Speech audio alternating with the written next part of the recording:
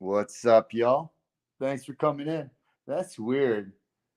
My it's probably just has to reload or something. My laptop's not even showing it live, so I don't see the chatting. But now I see it on here. So how y'all doing? Like, thanks, Ruby Red. Appreciate that. And that, good to see you, Brian. Thank you, Anna. Hi. How you doing?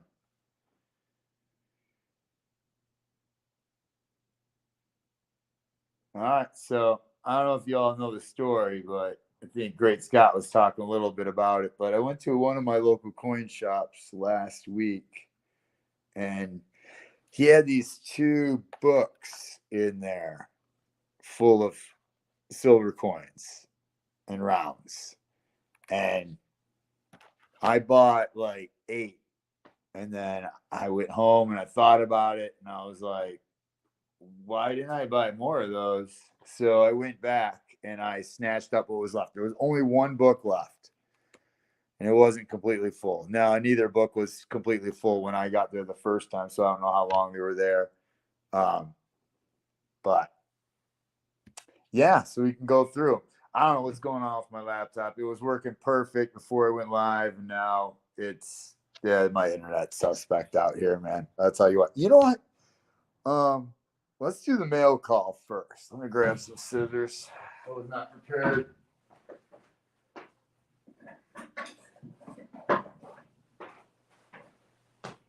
All right, yeah, we'll do the mail call first, and then yeah, of course, it's saying I don't have internet right now. No signal. Great, that's good stuff. All right. Anyways, I just won't be able to use the laptop probably. So I got something from Miss Victoria Roman Carter. I don't even remember what this is, and she put her sticker on the outside, which is crazy to me. Like, I don't know. You'd think it'd be inside unused. But hey, maybe she's got a bunch of them. Maybe she gets a great deal on them. Maybe she prints her own. I don't know. I heard they can get pricey though. But yeah, all right, there we go. New sticker for the collection. Thank you, Victoria. Appreciate that. I don't have anything set up. Let's do that real fast. Oh, I think that's right. I think it was like four walkers, maybe. So we got ourselves in 1938. That's cool. Gotta love the walkers, man. Oh, that's right. Look at that. Balboa, man. Quarter ounce, I think. Quarter Balboa, probably. I don't know. I'll have to look at it closer, but the lighting might not be that great. Sorry, guys. What's up, Eagle? Silent Silver. Appreciate you all popping in. I've been paying attention to chat. My apologies. And then two more. It looks like 43 and 45. That's cool. Gotta love the walkers. And especially look at that Balboa. That's awesome. Thank you, Victoria. All right. Got one more package, and that's all I got from the mail. Great Scott, appreciate you, man. And this, I think Cash Money. It's the same first name as Cash Money. And I think I won something on one of his races recently, which doesn't happen very often. Winning over there. And yes, there we go. Cirolo. I don't even know. Believe nothing. I don't know how great that's coming out. But yeah, I didn't have this one, and I won a race, and I was like, oh yeah, I'll take that. So now I think that's my seventh Rolo out of the varieties, which is good. I'm getting there, man. I think there's like 12 if you don't count the errors. I might be off on that. I got to ask Cash Money again. Last time he said 12, not counting the errors, I think is what he said. It's been a while. So, and yeah, of course, this stupid thing, it does not want to work. I saw try something else real fast, maybe.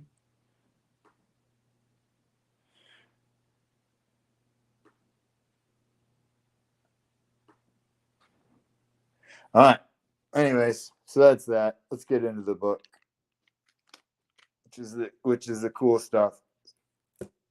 I'm doing great, Kiko. Oh my gosh! You know the funny thing is, I almost dug for some 10 ounces, but I didn't have much time, and I was like, "What's the chances of Kiko popping into my stream?"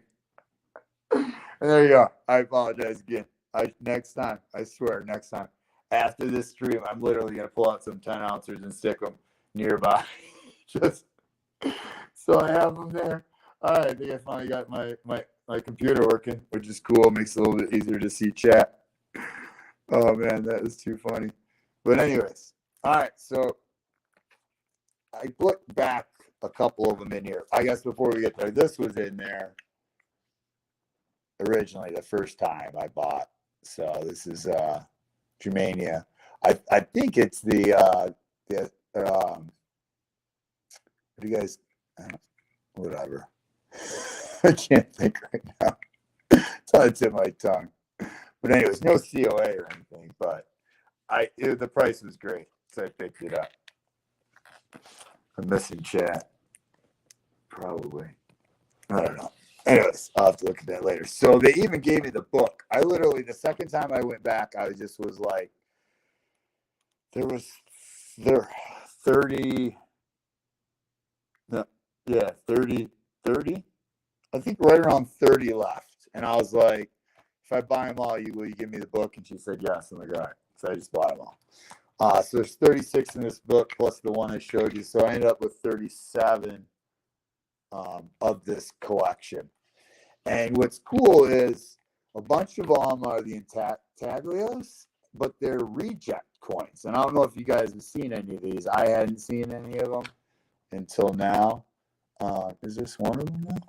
Yeah, see, look right there. It's stamped reject by the Mint. I even asked her about these, and I was like, so you got these straight from the Mint? And she's like, yeah. And I was like, what? So they sent you rejects instead of what you ordered? And she's like, no, you could buy the rejects, but it was like a randomness. I guess kind of like sometimes when you order something on like SD Bullion, if you order the cheap rounds or something, they might be like random, or like some ASCs might be random mirrors, same kind of thing, I guess.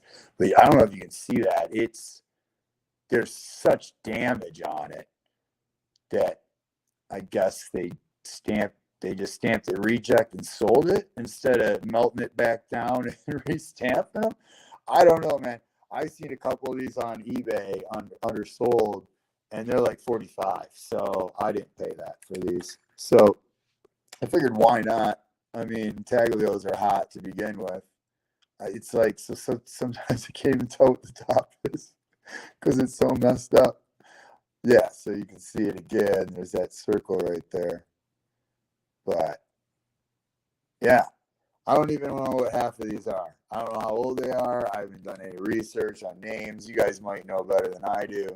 But every single one of these intaglios is just reject. And most of them are jacked on the front of the coin. But there are a couple where the back is actually the error. So the reject is on stamped on the front of it. So yeah, I mean, I couldn't pass up the price for these. So I had as Great Scott said earlier, I backed up the truck. Yeah, pretty much. I mean, I bought 30 or 30 something that day. I mean, and then the day before I had bought like 9. So, or well, obviously not 7. Well, anyways, 37 in like 3 days. And I almost wish I wouldn't have waited to go back, but I was just like, I don't know if I can afford to go back. And I really can't. I really couldn't. But I ended up selling a bunch of stuff this weekend on SGT's channel. I appreciate you, brother. I was a little loud. I apologize. I'm close to the phone. That's probably why. I don't even know. Oh, hold on. That's the one thing I can't tell how loud it is, right? So I have to just talk quieter because I don't see where I can turn it down. Oh, I probably can just do that on my phone. All right, let's try that.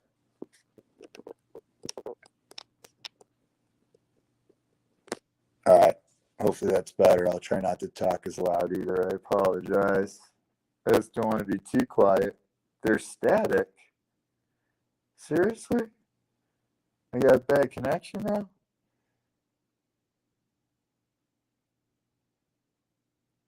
I don't know, man. Last time I went live, it was fine. There was no issues. That first time was terrible, but that was through YouTube. This is just through StreamYard. You guys are going to have to let me know. Is it bad? The audio connection is good? All right. Maybe it's bad for some. Maybe it's a YouTube thing. I've been having issues with YouTube chat, man. In people's streams this weekend, like the bottom would start filling up with chats that wouldn't scroll up. They just stayed and started filling it up. I ended up getting like back. I was in auctions, man, and I was like so far behind. It was so weird. I just gave up. I just left. I was so frustrated, which maybe is a good thing. I couldn't buy anything. So, that was cool. I missed some stuff, I'm sure. I saw my name tagged earlier. Let me scroll back real fast. Oh, that was the sound thing. Did I miss something else? No? Okay. I'm probably missing people. I like calling people out. That I'm bad at this, man. It's because my laptop's off to the side and I have to tilt my head to look at it. What's up, Joe? Appreciate you popping in. Philip, thank you. Or I should say Philip the board. Oh, so drop that. But yeah, I've got this one already. And it's not a reject, but it was in there, and I'm not, I got the book, so I figured the book's worth a little bit, and then I can just sell a couple of these. So I don't actually have this Vikings one. I've got the Odin, but this one's different. I mean, it's Odin on the back, but yeah, that one's different. Tree Life's available if anybody's interested. That's in good shape. Let me know. Actually, I'm going to pull that out of the book. I'm going to replace it with the Germania that I'm going to plan on keeping probably. I'll put this one in the capsule. Yeah, that's how we do it. That's the way to do it while you're going through it. So, yeah. So these aren't all intaglios, as you can tell, obviously, already, but some cool stuff in here, like the Marilyn Monroe. I mean, who doesn't like Marilyn Monroe? I mean, I don't have this one. I have the iconic one. Oh, Elvis Presley on the back. I didn't even really realize that. I kind of just snatched this all up without really paying a lot of attention because there were enough good ones that I saw that made it well worth it for the price. But yeah, that's cool. I mean, you got a win-win. You got Elvis and Marilyn. I mean, that's all right. I'm sorry, sweetie, size does matter. Oh, is this one of those sexy coins? It's a screw and a nut and a screw. You guys can see that. That's funny. Nut and bolt factory. Oh, okay. The biggest nuts on the planet. Nice. That's interesting. I wonder who makes that. You guys know?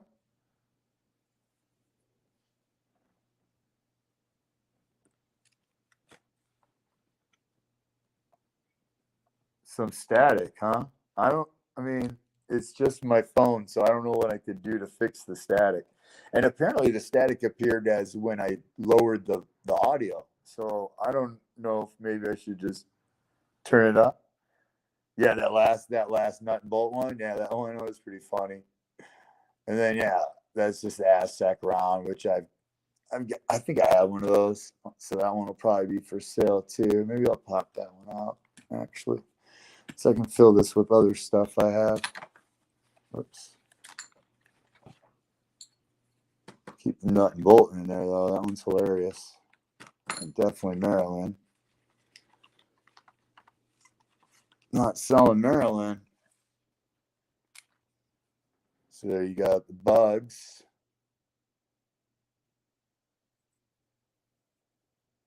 Samoa's hot right now, is what I'm hearing. So that's cool. I'll pick up the Samoas. And then you get the Sioux Indian.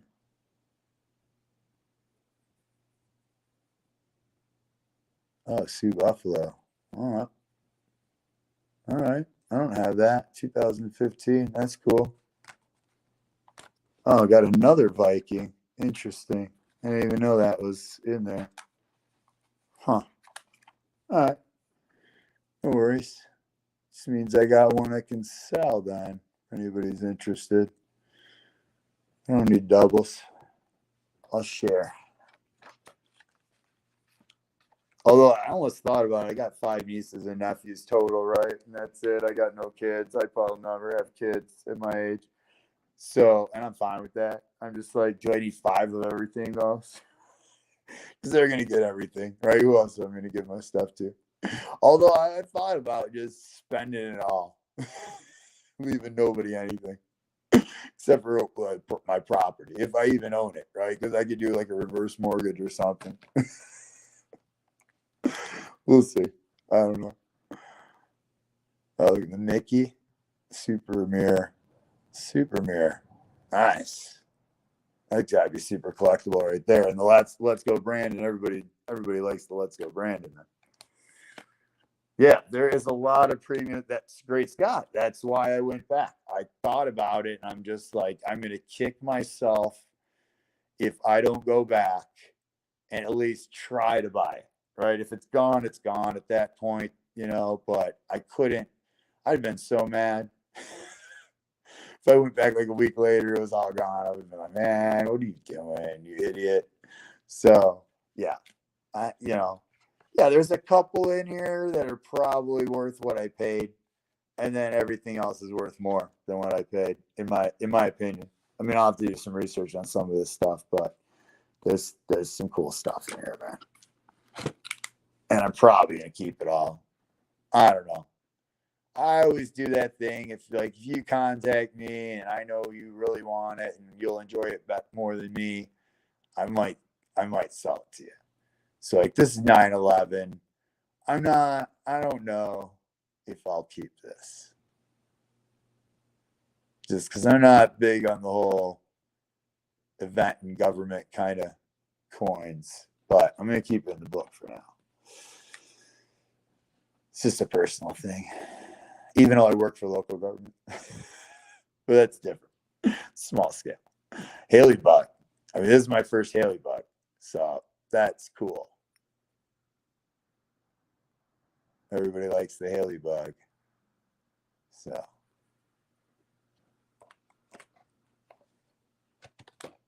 Use the Mickey as a target. Nice, man. Oh, I got to get you some pricing, right, Nate? Yeah. When I'm done with this book, I got to show you a couple things and see what you were talking about. Patriot. All right. That's cool. Yeah, most of the stuff I don't have, so. Because I don't usually buy premium stuff unless I can get a good deal on it. I don't, or it catches my eye. It just happened from time to time. But yeah, it's like getting like a Dansko book almost, right? For free. The Pacific Northwest, little Bambi action going on there. So yeah, it's definitely, and so it turns out it was the owner's wife's collection.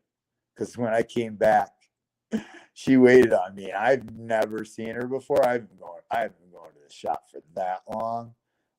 Just like 6 months or something. And I had never seen her before. And I made some comment and she's like, I'm selling them. And I was like, oh. And she's like, that's my husband. It was my collection. And I'm like, oh, okay, that's cool. Silverback. So everyone's going crazy over those bars right now. That's cool.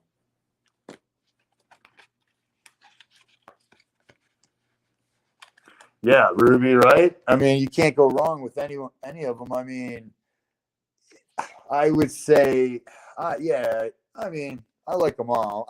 I got a couple already, so there's like three that I don't basically are doubles. But other than that, besides for them being doubles, there's nothing wrong with them.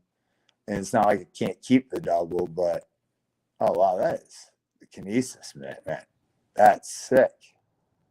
Whew. You guys can see the ceiling, man. Oh, out the window. Can you see any trash? Anything out there? No? Wow, that's straight mirror, man. Straight mirror. And I guess this is some kind of dragon.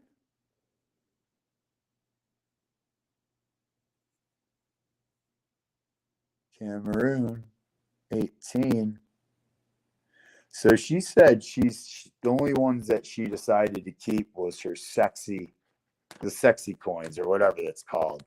Those like the rated R ones, I guess.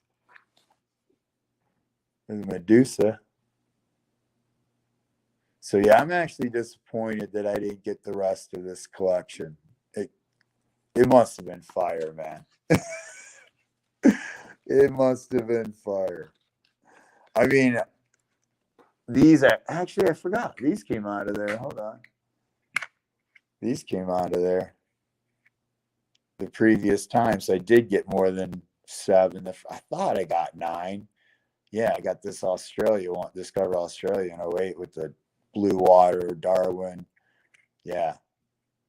Which I set aside. I think, asked me to set aside an Australian. I didn't know which one. So I set them both aside. But yeah, these were in there too. And these are cool. Really cool. All right. So one last page on this. And that's it. That's all she wrote.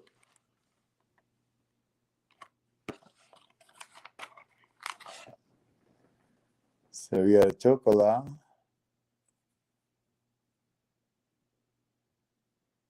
I always forget where that camera is.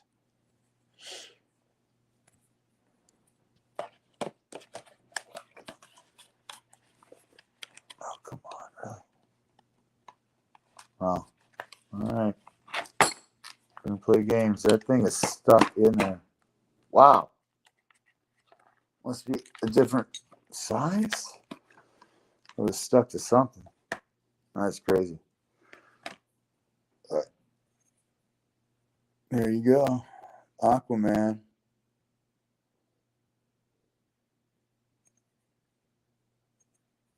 I'm not a big into. Oh yeah, it does seems to be a different size. It's bigger. Slightly bigger. Wow. Okay. Interesting. And then yeah, there's the Julius Caesar, which I've got. I've got this one. So that'll be for sale probably too. So I already have a double of that one, I think. All right, and then these 6 I got the first day. I snatched all the aliens up the first day because I was like, dude, everybody loves the alien ones. And these, once again, are all rejects. All rejects. So, I mean, if you consider these an error coin, which they're not really, right? Because it's not a coin, right? And it's a round, right? It's not by a country. So, and, they caught them and sold them. So I guess it's not the same. But if you consider it like that, there would be an additional premium, right? Because if you were collecting these, you would also want the reject version, right? I'm assuming. I mean, I don't know. That's my thoughts on that, at least. So wait, yeah, there were only 5 of the aliens that I was able to get. Wait a minute. Oh no, yeah, there were only 5. So this is what's interesting. So this is what the Kremlin one, I think. Even though it's not the Kremlin, it's like that church or whatever. Um, but there's 2 versions of that one. Apparently, this is the one that has the air on the front, damage on the front, and then damage on the back. So it says reject on this side and reject on that side of that one. So that's cool. At least I have both of those versions. And then I needed this. I needed this. I was missing this. I got the Ostera, but I do not have the Hildy. Now I don't have the COA now. I've got the COA with the Ostera, but you know, hey, at least I got it. So yeah, there's 35 in the book right now. So I just have to add one. Oh no, there's 3 holes now. So it took 3 things out. So 33 out of 36. I'll put some more stuff in there. If those Australian ones don't sell, maybe those go in there. Well, yeah, Great Scott agreed. That would be a true error coin, right? Where it slipped through the mint's knowledge. Where this one, they caught it, they stamped reject on it and sold them as reject coins. So it's not quite the same thing, but dude, it was a nice amount of silver Sutter, and it. I had to go in crazy sell mode this weekend to pay for it, basically.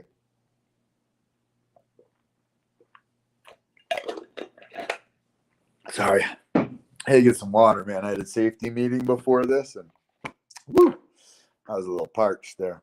Oh, and then that same day, the first time I was there, right? So when I got like the 9 coins, another reason I didn't buy any more that day was he had this. And it caught my eye, and I don't normally pay premiums unless it's something that I really want for some reason, right? I like it for some reason. So this is, and I showed this already, but some of y'all may have not have seen it. But you got the 2022 Grogu, 5,000 pieces. I reached up for this one, man. I could have got over 3 silver coins for what I paid for this. But, you know, hey, it's all good. You know, sometimes you pay a little extra for, I mean, it's low limit.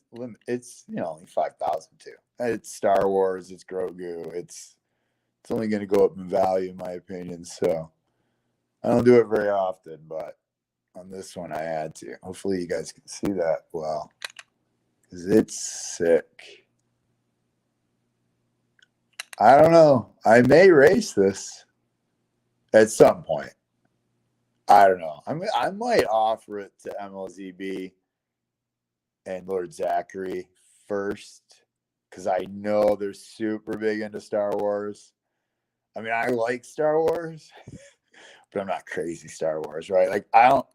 Besides for this, I had a Millennium Falcon and I sold it because I thought that was this store had 3 tubes of them, and I bought 1. I should have bought 2, but I bought 1 and this was a while back.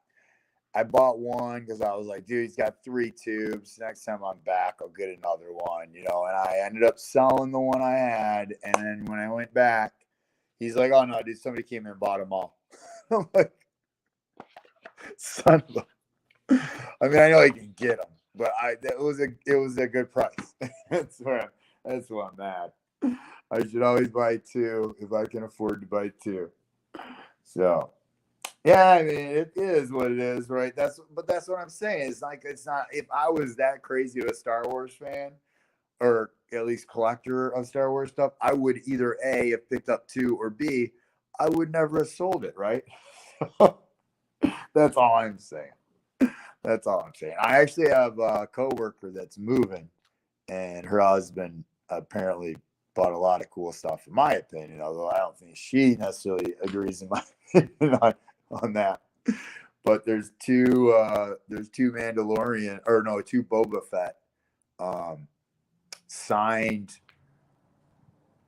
I don't know, prints, I'm assuming, or whatever. But she's looking to sell them, and I might buy them. And then they may end up on flea market or something. I don't know. I don't have a lot of stuff on my walls. I hung 2 things after I moved in here. But that's me. I'm kind of minimalistic, so to speak. But I appreciate you all popping in. I don't really know what else I can show you. I mean, I've showed off a bunch of stuff last stream. I did a live, but I really want to do that mail call, and I figured why not do a live instead of a video on it. And I knew there was some downtime. Yeah, no problem, Great Scott. I'm in Great Scots as much as I can, right? Sometimes I can't because, like today, I was out in the garden from like 7 to 2 or something. So I missed most of Great Scots. And I had to clean up, obviously. But I tried to make it, and then I'm working most of the time anyway, so it's hard for me to. I might have it on in the background, but it's hard for me to be like super active in it unless I'm off like I am today. And I knew whenever I'm in his, I'm always looking to go somewhere else after. And I didn't think there was anything. I didn't see anything, so I figured why not? We'll do a live. Yeah. So 18 of y'all pop in here. That's crazy. Appreciate y'all. You turned 52. Really? Happy birthday, Ruby. Nice. My a really good friend of mine's on 6/9, so I sent her a happy birthday text. She's out in Cali.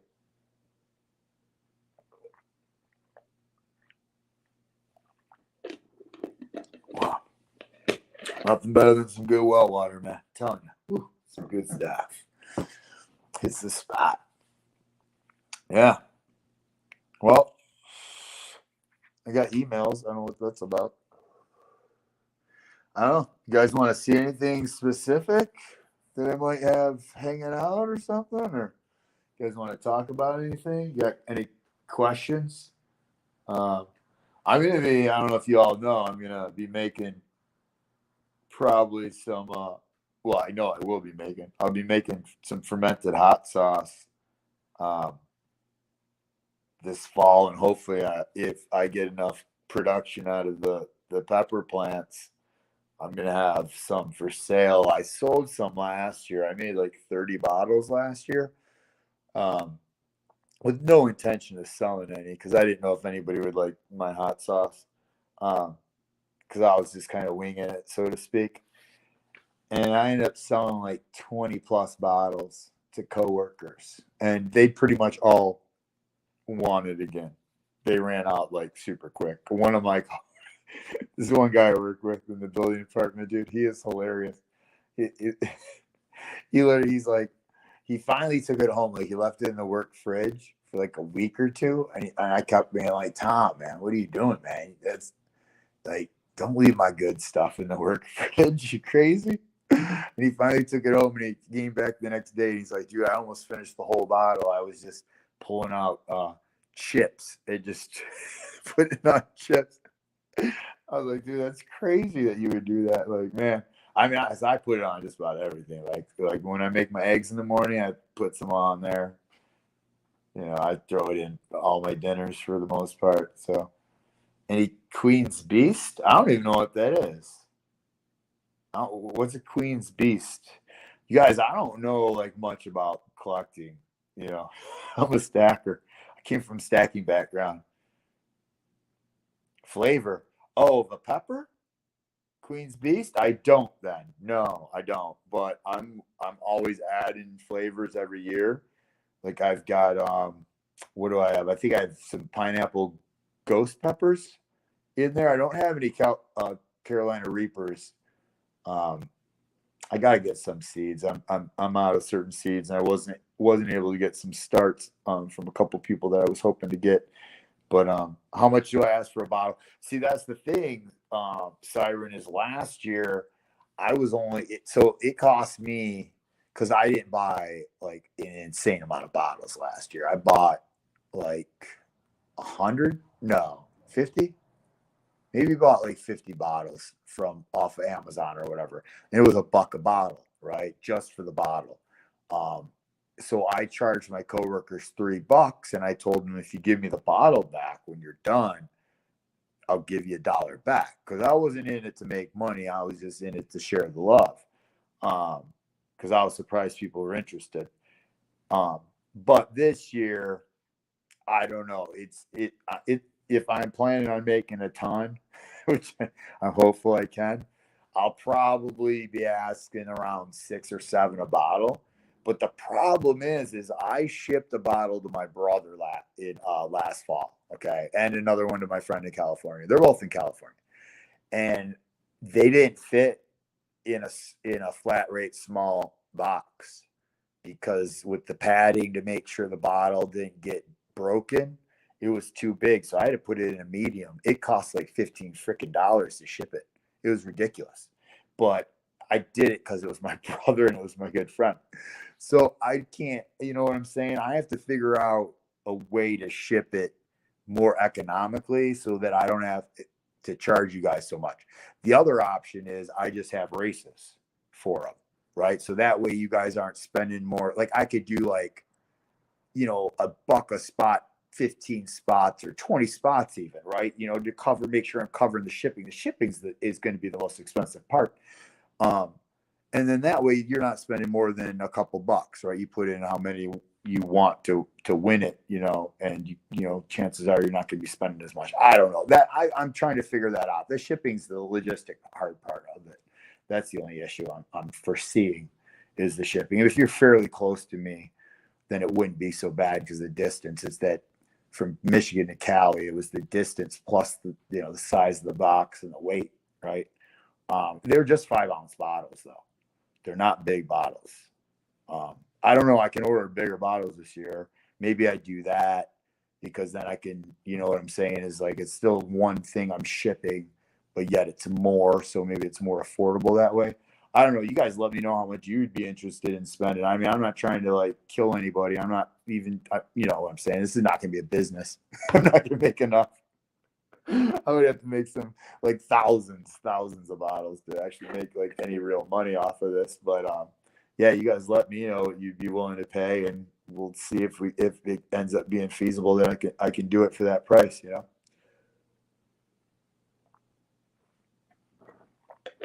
This whole live thing was crazy to me though. Like, oh, and I forgot to put music on. I apologize for the background. I did that last time, but this time with the whole pre-setup instead of like just going live and completely winging it, I missed it. Yeah, sounds would be a good idea, right? I definitely had thought about it last time and I caught it, and I don't know if I can do it now. My guess is I can't. I don't know where to do it. I'm still too new at this to remember where everything is, but I'll figure it out next time. I'll remember to do the sounds in the background. Because, yeah, of course. I mean, if I could play my own, like, not my music, but if I could play, like, real music, right, without getting copyrighted and in trouble for doing it, I would be playing some music in the background. It would be reggae for sure. Because what's better than reggae? It's chill. It's positive. It's good vibes, man. It's good stuff, in my opinion. So I pretty much rock the reggae at 24/7. Well, I mean, when I'm listening to music. Order the pepper. Well, there's a lot of good places where I will. So here's the thing: is I don't order plants typically. Yes, I'll buy a couple starts here and there, because I wasn't able to get that seed. Because stuff sells out like crazy now. Ever since like 2020, man, seeds sell out fast, really fast. So if you don't order ahead of time and plan ahead of time, you miss out. So there's certain varieties that I don't end up getting certain times, and I wish I could get them. So occasionally I'll find people on Marketplace or Craigslist selling a start of something that I wasn't able to start, and then I'll grab that start. But there's a lot of competition too right now too. A lot more people are going back to gardening. A lot of new people are gardening. So there's definitely. I'm considering next year just going crazy.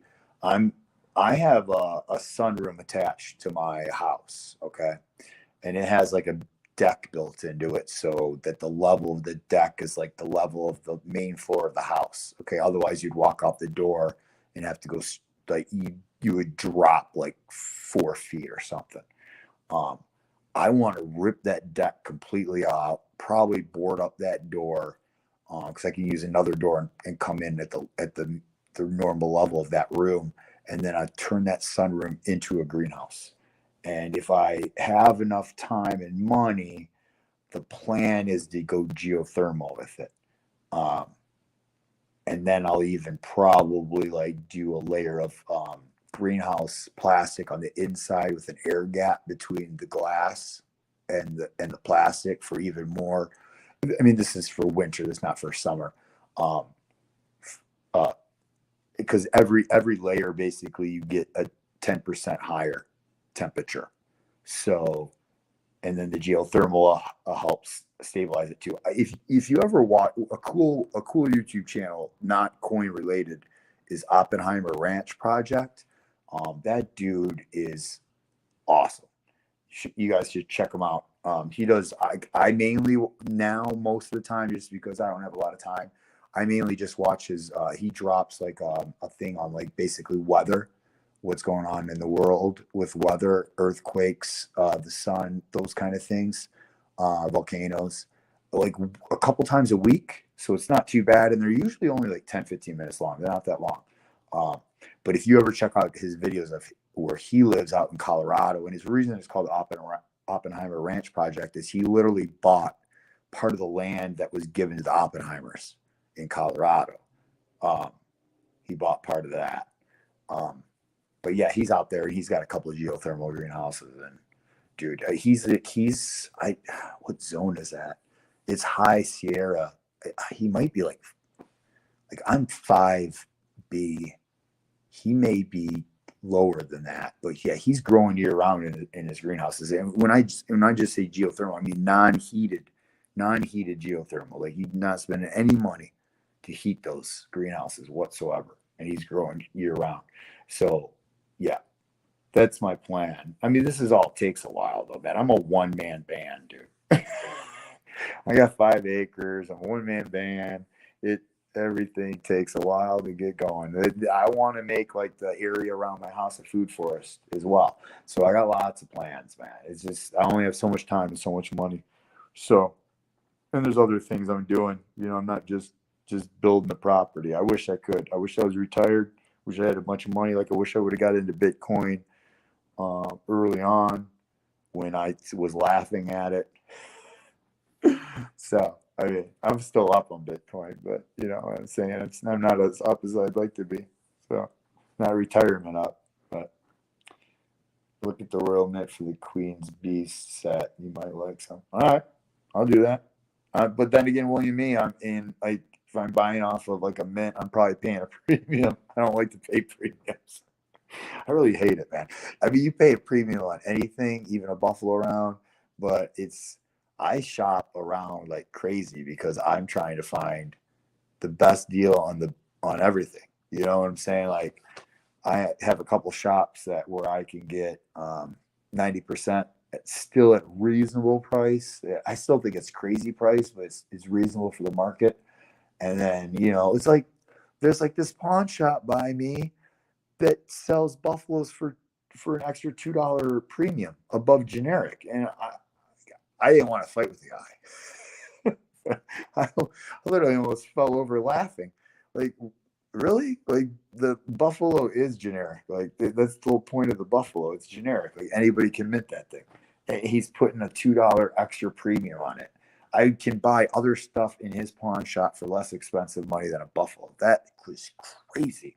Like, I don't know anywhere else you can do that. I know nowhere else. Find anywhere near your house.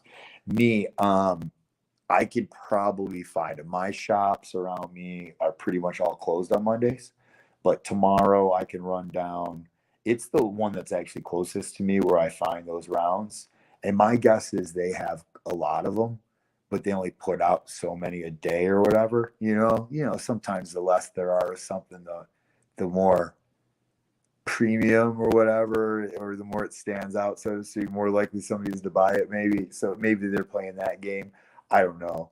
I'm pretty sure I can get one though. Is that all you want? Shoot me an email. Let me know, because Me, isn't this your pile? I mean, the problem is so many people. I get a lot of emails. Isn't it you that asked about these? This one and this one,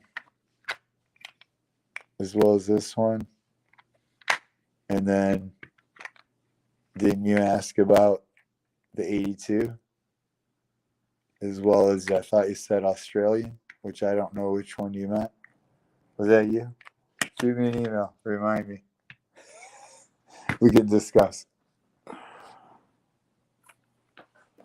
Oh man, I mean, that's the thing is like lately I've been finding some really cool stuff, guys. And like so I actually talked about this, I think, my last live. And Kiko mentioned exactly what it is. But one of my coin shops, oh, it wasn't you, me? Maybe it was Mo In.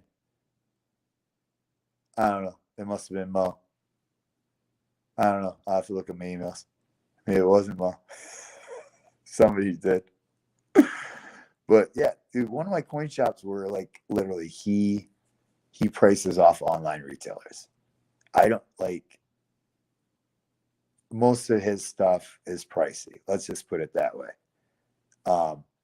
He had this with the buffaloes, and I saw it sitting in there because that's what I normally do is I go in there and I ask them to pull out that generic tray, right, or bin, and this was in there though, and I could see it, and I was like, what is that coin? I think I know that coin. I was like, can I see the tin? And he's like, oh, you don't know that. I've never seen that before. And once again, I didn't laugh because I don't. Have you set my marine round? I'm pretty sure I set that one off to the side. Me, I'll double check in a minute. Um, I'm almost positive. Or did I send it? I sent you. Did I send you out?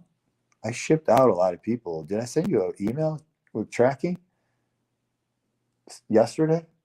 So I sent out most people Friday. So check to see if I sent you tracking. I don't have my list near me. I could go grab it, but yeah, I'll double check. I'll remember that. I should have a pen on me to be writing stuff down because I forget stuff, especially after a safety meeting. But yeah, I think so. Me, I believe so. Unless you told me you keep a wallet for you, I shipped you out on Friday, but I would have sent you a tracking email. It's only one person I didn't send tracking email to because for whatever reason, when I looked them up when I tried to search for them on my email, I couldn't find them. But obviously, I had their email because I had their shipping information, right? Like I can't send you something without you sending me an email.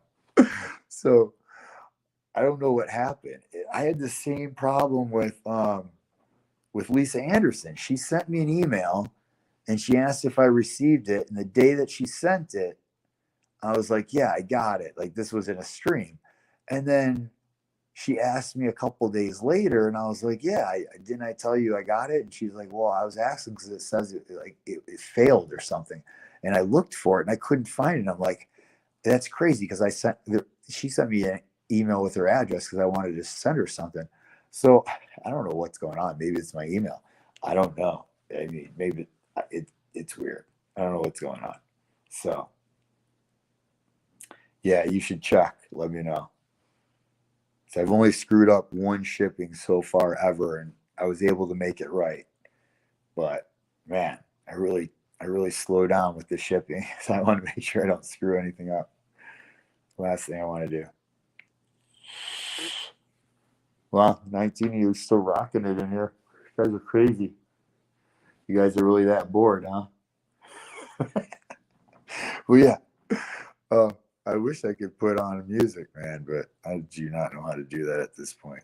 So that sucks. My apologies. Anything would be better than nothing. We could do like some bins if you guys are interested, you know. And if you're not, I don't even care. I'll just use this for killing some time. But I got a bunch of 64s. Um, I'll sell them for $11.50 a piece.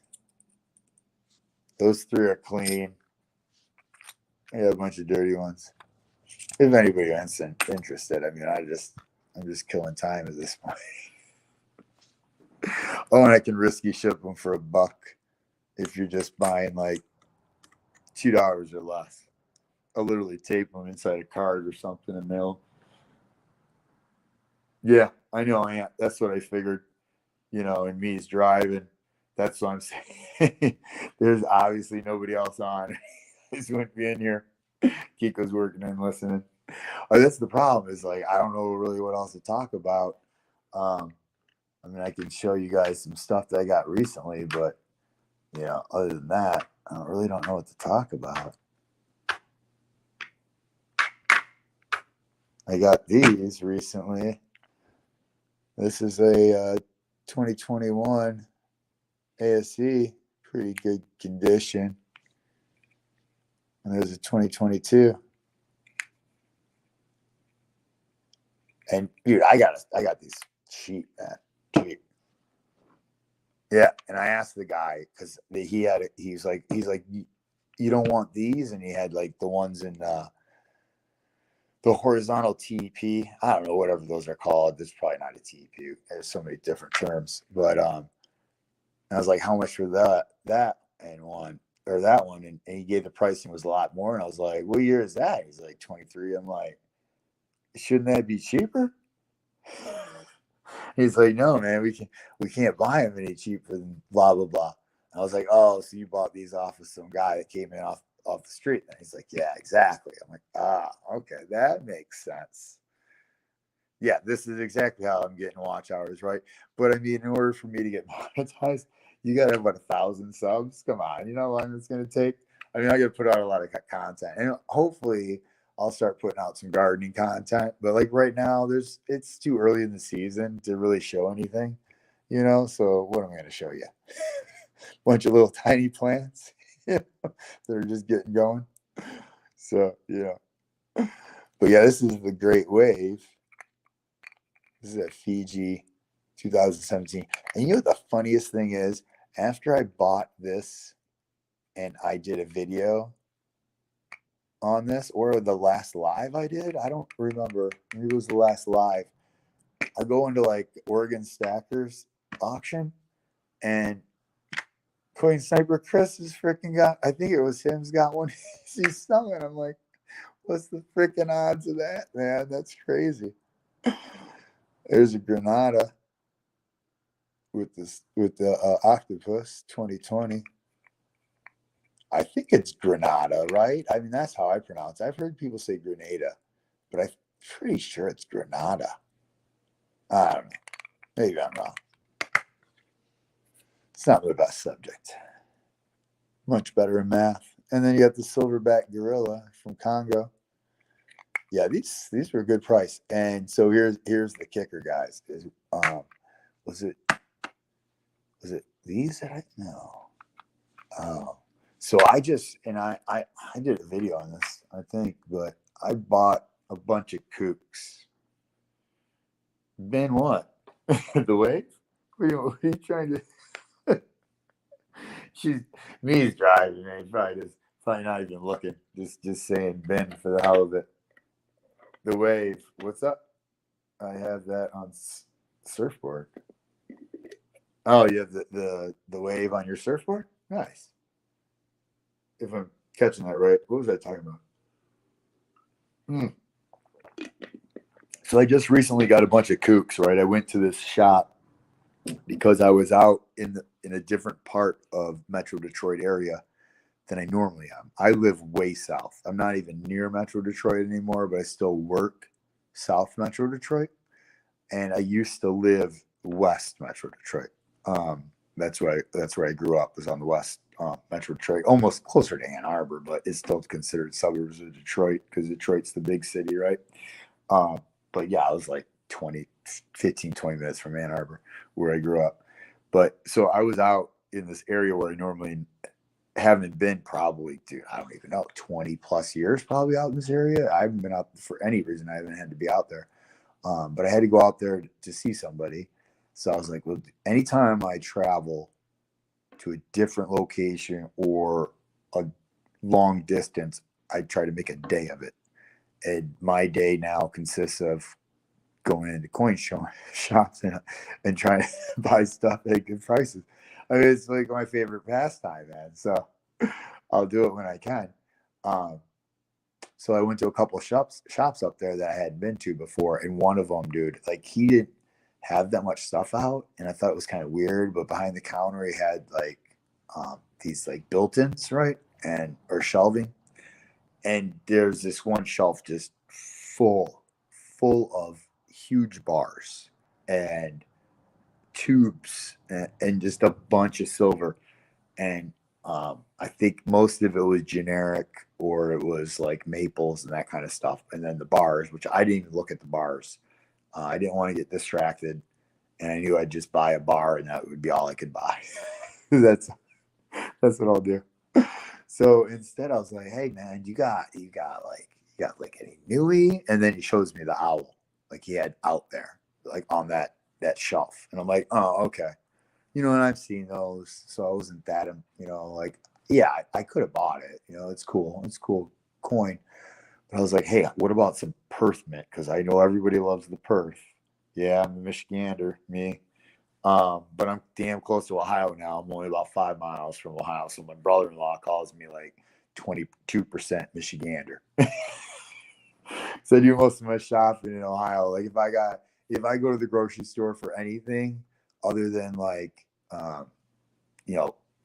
paper products, which I don't shop much other than paper products normally, but I'll go to Whole Foods, and that's down in Ohio. It's closer than me going up to Ann Arbor, which will take me 30 minutes to get to Ann Arbor. So I just go to Ohio most of the time. So yeah, he laughs at me about that, but whatever. But yeah, so yeah, exactly. Kooksley. I'm talking about the kook you ended up buying from me. I asked this guy if you had any Perth, and he like kind of looked at me. He's like, Perth, and I'm like, yeah, like some kooks, koalas, anything really from the Perth mint. And he's like, well, let me go check in the back. I'm like, okay. So I was sitting around in the coin shop for like 15 minutes, and he finally came out, and he had, I don't know, like 6 or 8 kooks, couple koalas. There was a wedge tail. I can't remember. I bought the wedge tail and I bought all the kooks because the price was good. And I asked, he thought the wedge tail was a kook. It was hilarious. Because he's like, oh, I just brought out what I thought looked nice. So I'm going back to that shop, and I'm gonna make a day of it, like literally a day of it. I'm gonna get there right at the beginning of the day, because I caught him. I went up towards the end of the day, and I had to deal with some crazy traffic coming home. It's way the frick out there. It's like an hour and a half drive for me. But I'm going back, and I'm gonna be like, all right, listen, guy.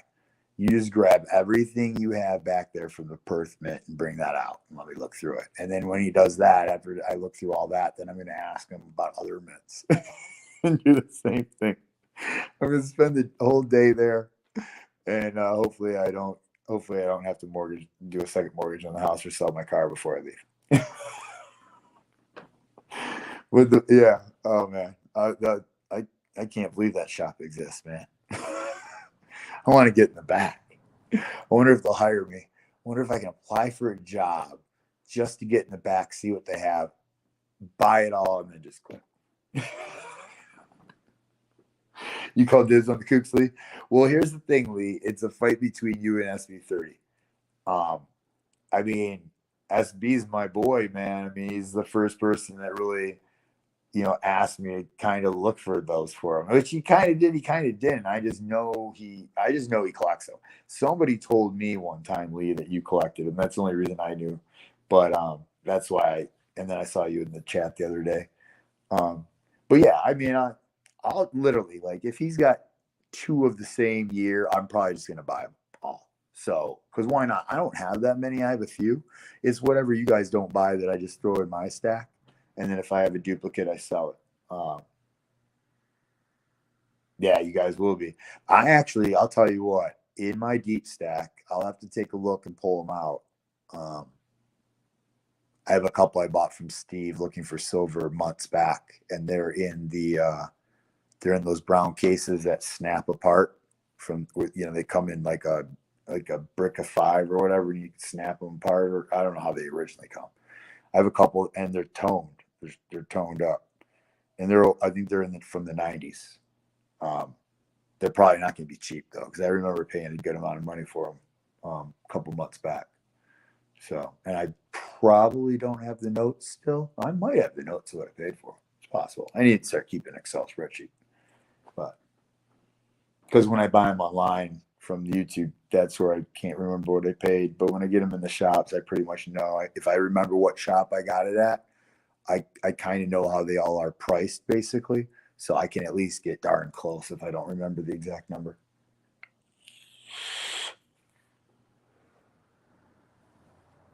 Keep showing the goods. All right. I mean, I got a couple other things, but and some of y'all were late and might not have seen the mail call.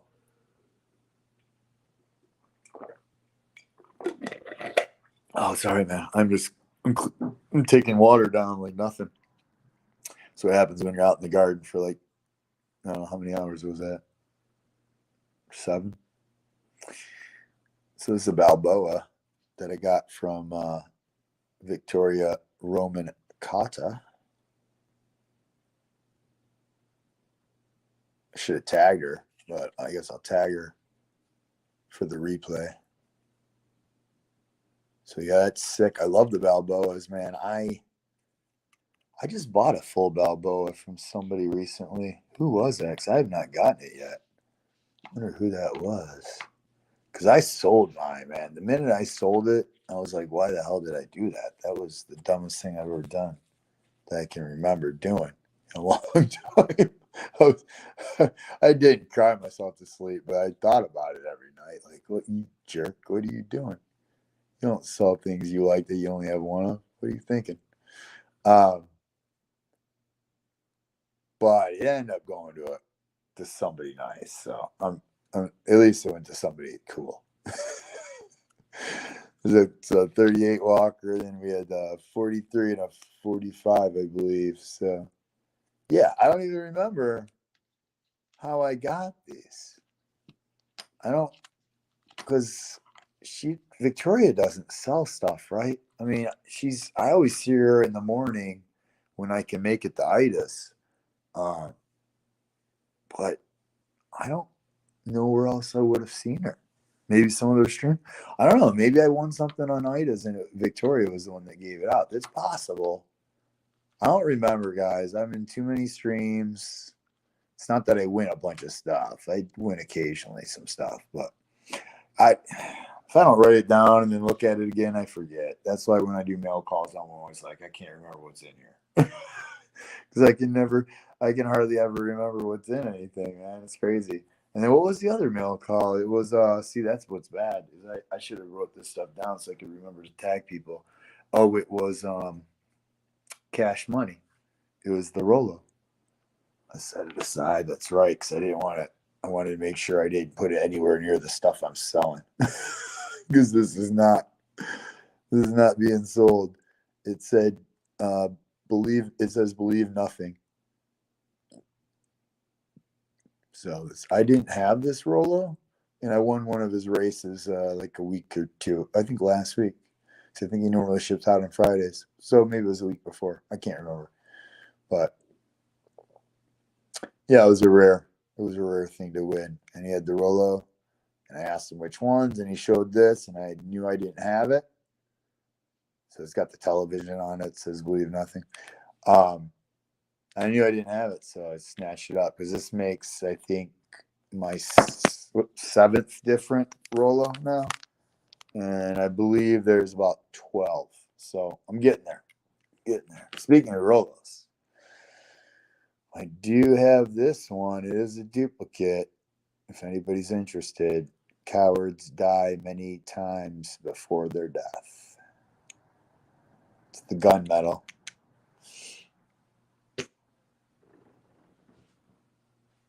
97 through 99. Oh, the Kooks?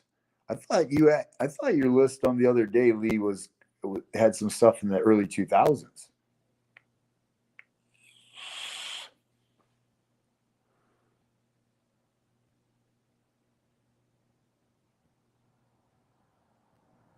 Yes, me. I would have put the Marine coin in with the yes, the coin in the tin. I definitely mailed you out. I remember now that you say now you say exactly the coin in the tin.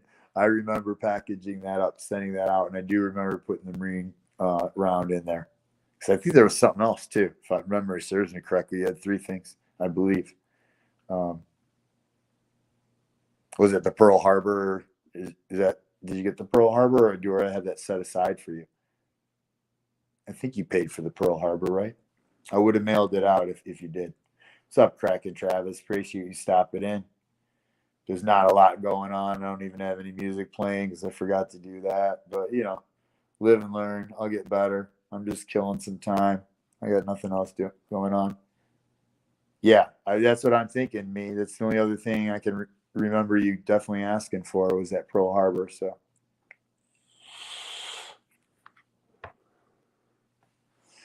all right. Well, what else we got to show off? I don't know. I got some Inglehards.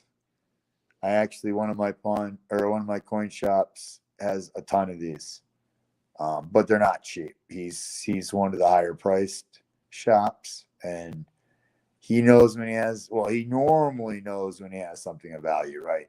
Like he knows his old stuff for sure.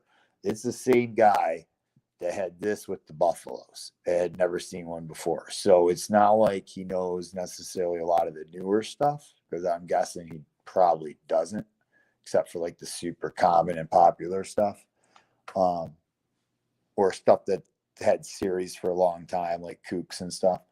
But yeah, he knows his Englehards. Um, I talked him down just a touch, but yeah, he's just right around fair money, just under fair money. So I can't give these away, but I can get them. So if you guys want them, you let me know.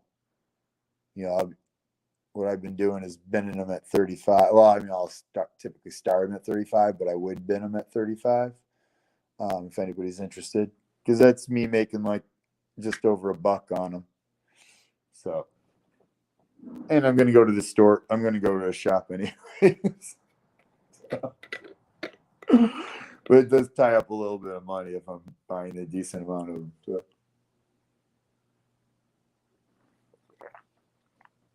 That's what I'm saying is like I'll buy something like that with a little bit more of a premium than something else because I like vintage to begin with. So like if I ended up with like let's just say I bought like a tube of 20 of these and then nobody like I put them up for auction to try to just get some cash to pay bills or something and nobody bought them, I wouldn't care.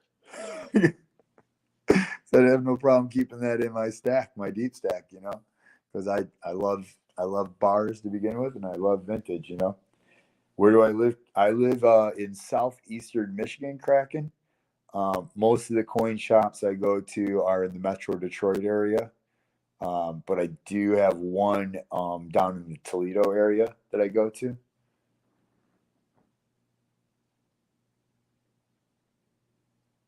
Oh, well, what do you want to trade the 10-ounce Engelhard for? Shoot me an email. You've got me intrigued, that's for sure.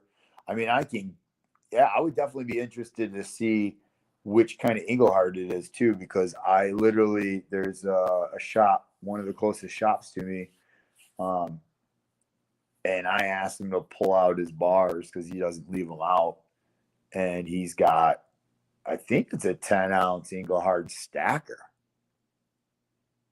Maybe it was a 5, but I thought it was a 10.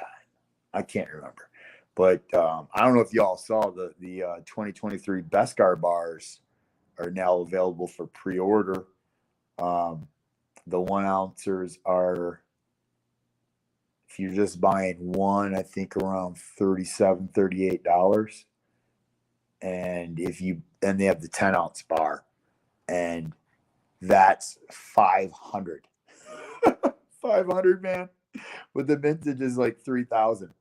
So you buy one of those after they're sold out, you could probably put that on eBay for 700 easy, is what I'm guessing.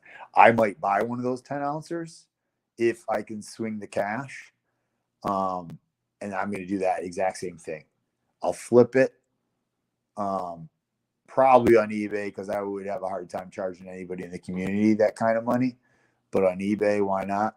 They're going to take 15%, so you're going to lose like $100 at 700. You lose 100, you only make like $100. So I don't know if I'll do it. But my idea was then, yeah, flip it, and even if you net 6, then I just go out and buy 2 other 10-ounce bars, like 2 vintage ones or something. Because the Beskars are cool. Don't get me wrong. I got a couple of the 1-ouncers. But I mean, 500, man, for 10 ounces, like that's crazy. I mean, I get it, but it's crazy. It's still crazy to me. Still crazy. Yeah, I don't think you've ever sent me one, Kraken. So if you've sent me a sticker, I have you up there. Now, I have double stickers, where people have sent me multiple, or I've gotten their stickers couple times and I only have one of them up there, and not everybody necessarily can make it into the because I don't understand why I can't film wide screen. They make me flip my phone vertical for the live. Why? I should ask Great Scott while he's here. He'll be back, I'm sure, but I don't know why they do that. I hate the vertical. I like the wide. I can show more. And I got to change my setup at some point. This is kind of just me winging it with stuff I have. Yeah. Oh, me? Yeah. At the Beskars? Yeah, they're on there. I just don't know. Like, maybe I just buy a bunch of the 1-ouncers, because I'm sure you can turn around and flip a 1-ouncer after they sell out at, like, let's say you buy them at 37. I mean, the more you buy, the cheaper they are. But I think even if you buy like 300, which is the max they allow you to buy, it's like, and you still don't get under $35 a bar. So let's just call it 37. So let's say you buy 10 at 37 and you pay 370 instead of buying the 10-ounce bar for 500, right? I mean, theoretically, let's say you're going to spend $500. Instead of buying the 10-ounce bar for 500, you buy whatever amount of 1-ouncers at 37 that you can buy. When those sell out, which they will, then you could turn around and sell those for probably 45. I mean, isn't that kind of what a Beskar goes for now? And a Batarang Beskar around 45-ish. So you're making $8 a bar. But then once again, where are you going to sell it? I mean, at 45, that's not too much of a jump up to charge that in the community. I'm sure that's what people will be doing. And on eBay, maybe you can get more like 50. But you're still like, that eBay's still taking like $8. So you're at 42. You're still only making $5 a bar. So yeah, I don't even know, man. There's just no money in it because of damn eBay fees, man. So yeah, that's why I typically don't buy stuff to try to flip it. I buy stuff just because I don't like cash.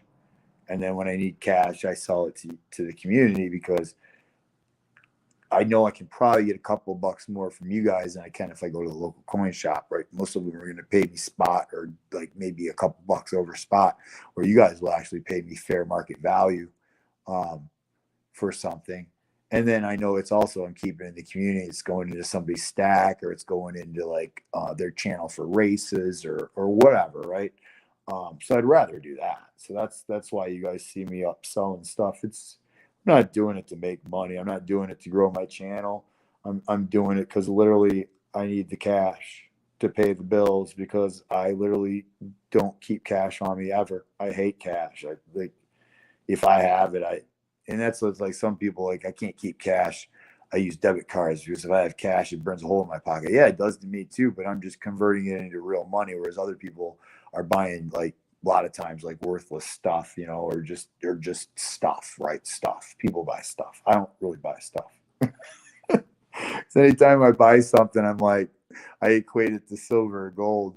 I'm like, should I buy that? Because if I buy that, I can't, that's one less ounce of silver, or that's whatever, So it's hard for me to buy stuff. I only buy stuff that I actually need. I almost never buy anything I want.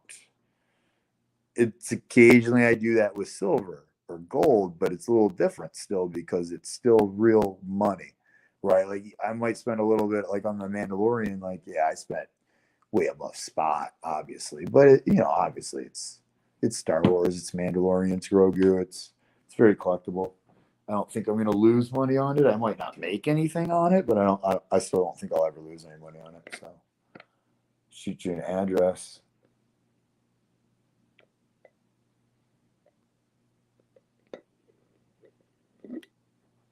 Oh, okay, Kraken.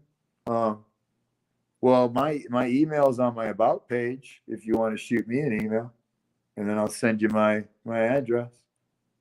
I don't even know if I'm sub to you, Kraken, which is a shame if I'm not. I think I thought about this the other day, but that's the thing is, like there's a lot of streams where they make everybody blue, where you can click on their name and go to their channel and sub them. I kind of wish almost everybody did that. I understand why you can't do that all the time because you end up, making somebody a mod that you shouldn't. But there's always going to be the mod father, right? The one or two people that can just clean house if they have to. So I don't know. That's what I'm personally if I ever get to streaming on a regular basis or something, that's what I'm going to do. I'm going to make everybody blue mods so you guys can do that. Just jump around and make it easy to sub people. Because otherwise, I mean, it's still not that difficult to search somebody's name, but depending upon their name and their channel name, sometimes it's hard to find people, I find. I mean, I guess some people just don't have channels. Like I really didn't have a channel until I needed to sell some stuff to pay bills. And I started off with the currency and, that took a long time to sell, but I didn't know much about the community. If I would have known more about flea market, and that stuff on the weekends, I probably would have sold it all that way. But they found a good home. Like Joe Lawrence got most of my star notes. Or no, he got my silver certs and red seals.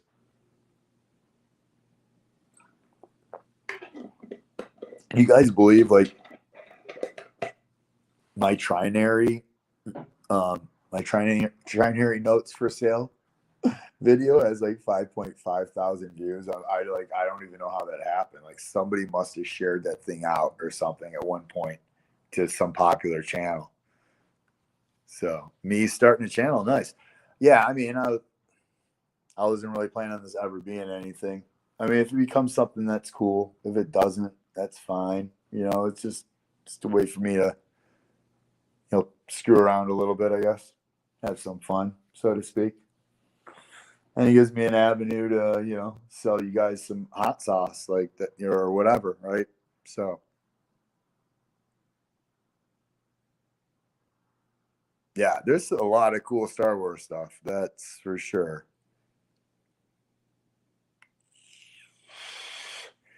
Well, yeah, I mean, I don't give mine away, so to speak, but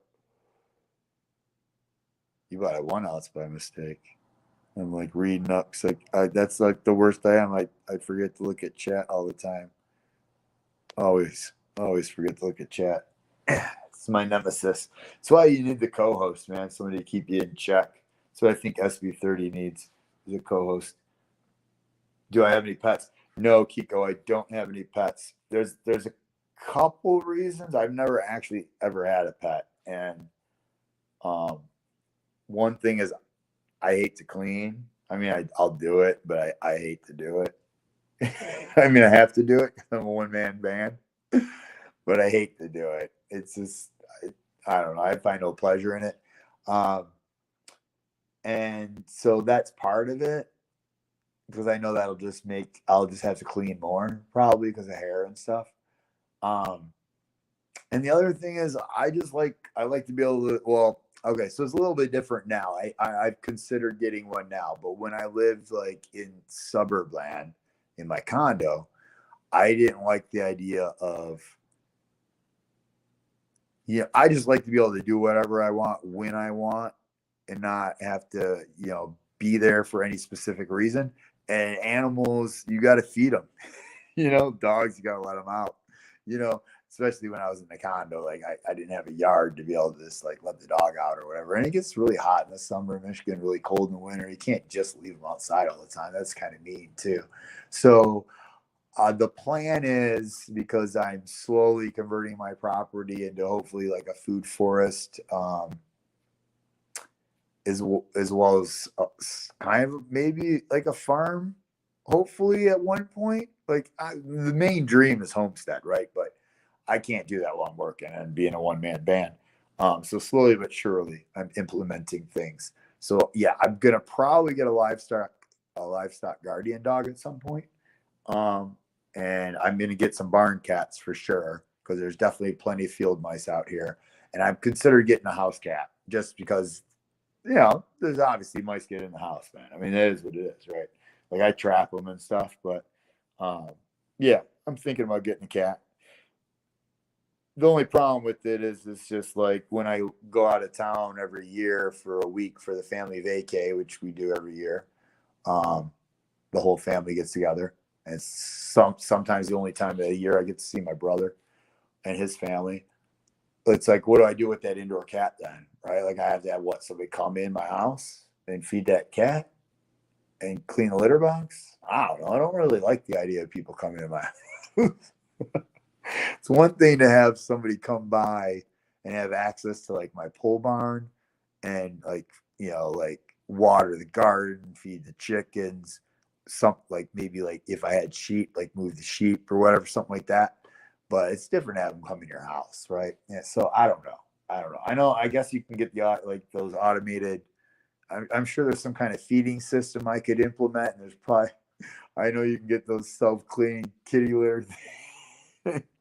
So I'm sure there's works around, but like I said, I don't like to buy stuff. So if you notice my setup, like Mama T mentioned the other day, she's like, "Oh, look at that! He's using the folders." And I'm like, "Yeah, I mean, like that's what I do. Is like I use what I have. I'm not gonna go buy something just to buy it. Like yeah, maybe at some point I'll have my brother-in-law make me something because he's a carpenter and he's around. He has leftover wood from projects and stuff, but um, bring it with me. Well, that's yeah, but we usually rent out houses, like lake houses, right? I'm pretty sure the agreement would say no animals. And some of those people are crazy, man. Like you never know.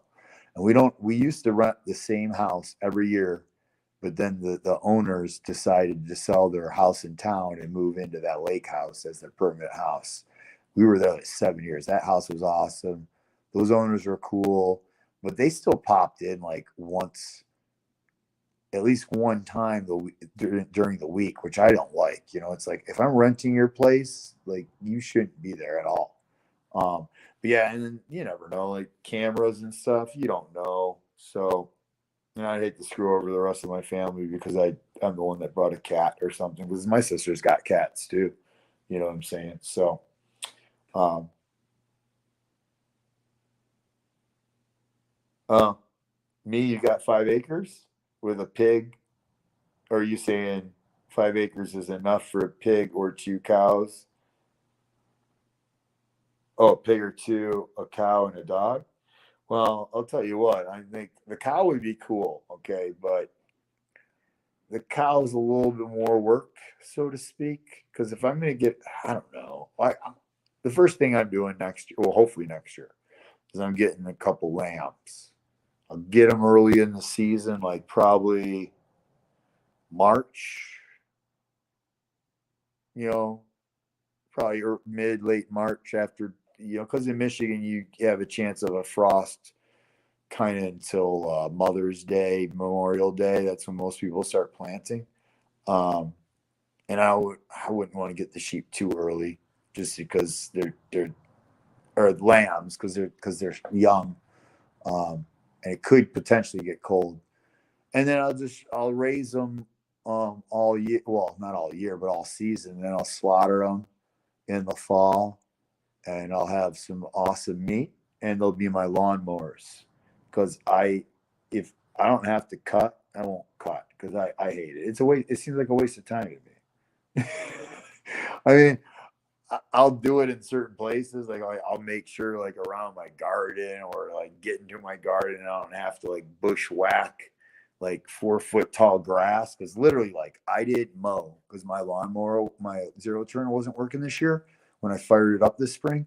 I didn't mow until God like a couple weeks ago, and part of my property had grass like 4 feet tall. It was crazy. Now the one of the local farmers cut the back 3 acres of my property this year once, well, twice already. He did at the beginning of the spring, and he's cut it once and baled hay already. He's coming back 2 more times, or that's the plan. And it's funny. Like, people are funny, man. He leaves me a note right on my door, and I called him, and he said what he wanted to do, and I was like, oh, okay. What's in it for me? Like, no one's ever asked to do this. Like, what's the normal give and take? And he's like, oh, it's the convenience of us cutting it for you. And I was like, oh, okay. And I was like, well, how about, like, I need hay for my nesting boxes and stuff. How about you leave me a few bales? And he's like, okay. And he's like, we have chickens. And I told him this. I'm like, yeah, this might be a 1-year only deal, because I'm planning on getting sheep next year, and as my lawnmowers and a meat source. So I don't know if I'll have the grass available for you to do that. And he's like, oh, we've got chickens and lambs and cows too. And yeah, we could work out a deal on meat. So it went from like, oh, it's just a convenience to, oh, I might get meat out of this. I just think people are funny, man. But you just think like, I would just be like, yeah, you can take it. Sure, why not? Yeah, I don't need anything out of that.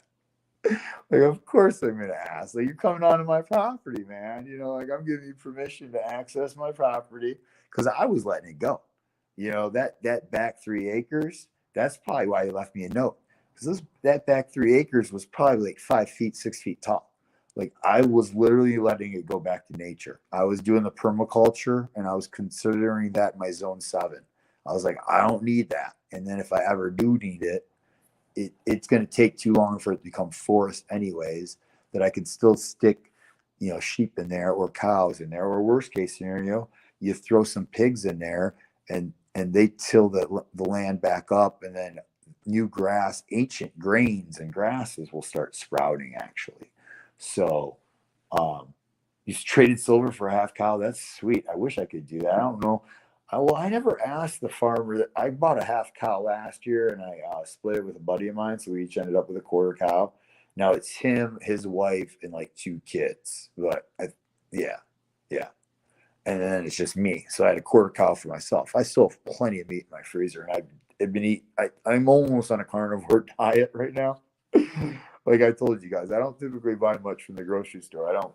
If I can't grow it, or I can't get it locally, I don't buy it. And a lot of times, even if I can get it, I just don't buy it, because I'm just like, do I need it? No. Okay. Yeah. I mean, for maybe a specific recipe or something. Okay. But it's like my sister for Father's Day wants me to bring a dish, which is fine. Like, I always offer, and I usually bring something. And, I'm typically the vegetable guy for some reason, which I like vegetables, don't get me wrong, but I'm more of a meat lover. But of course, they're going to do the main course, the meat. So she told me what people were bringing, and I was like, okay, it sounds like you need a vegetable. You have no vegetables. And her husband's like, yeah, bring corn. And I'm like, my sister and I are both like, it's not a vegetable, bro. That's a grain. And first of all, I have a hard time buying corn because all the glyphosate that's used in big ag, and trying to find somebody that's growing corn without using glyphosate is not very easy, unless you're growing it yourself. And I just haven't done it yet, because I'm surrounded by a farmer. And if he plants corn and I plant corn, my corn's too close to him, it'll cross-pollinate. So I have to make sure he's not planting corn that specific year. And so far, I haven't figured out his rotations yet, so I just haven't done it. I'll do it. I just got to get the plan together on that. What's up, Joe Mama? So yeah, where was I going with this? Yeah, so I'm bringing her some kind of vegetable, and I don't even know. I told her, I'm like, I haven't been to the farmer's market yet this year. I hardly ever go to the grocery store. I guess for you, I'll run up to the farm. Like, I'm going to be driving next Saturday. I'll drive 30 minutes north to Ann Arbor to hit the farmer's market, right? And then I'll come home. And then the following day, I'll have to drive the same direction an hour to go to her house for Father's Day. And it's not that big of a deal, but it just sucks, right? Like, I wish you'd do it on Saturday. I hit the farmer's market in the morning. I go to her house. I cook it at her house. Save me a bunch of time and gas, but it is what it is. It's family, so Am I looking for any silver, Joe Mama? I mean, I'm. when am I? When am I not looking for silver? I'm always buying, except when I don't have money, which it seems to happen a lot because I buy so much. Like that was crazy, man. Like that was $1,000 day, over $1,000. Well, you can count both days together, man. It was over $1,000. I don't even know how much it was. I don't even want to add it up, to be honest with you. It's crazy.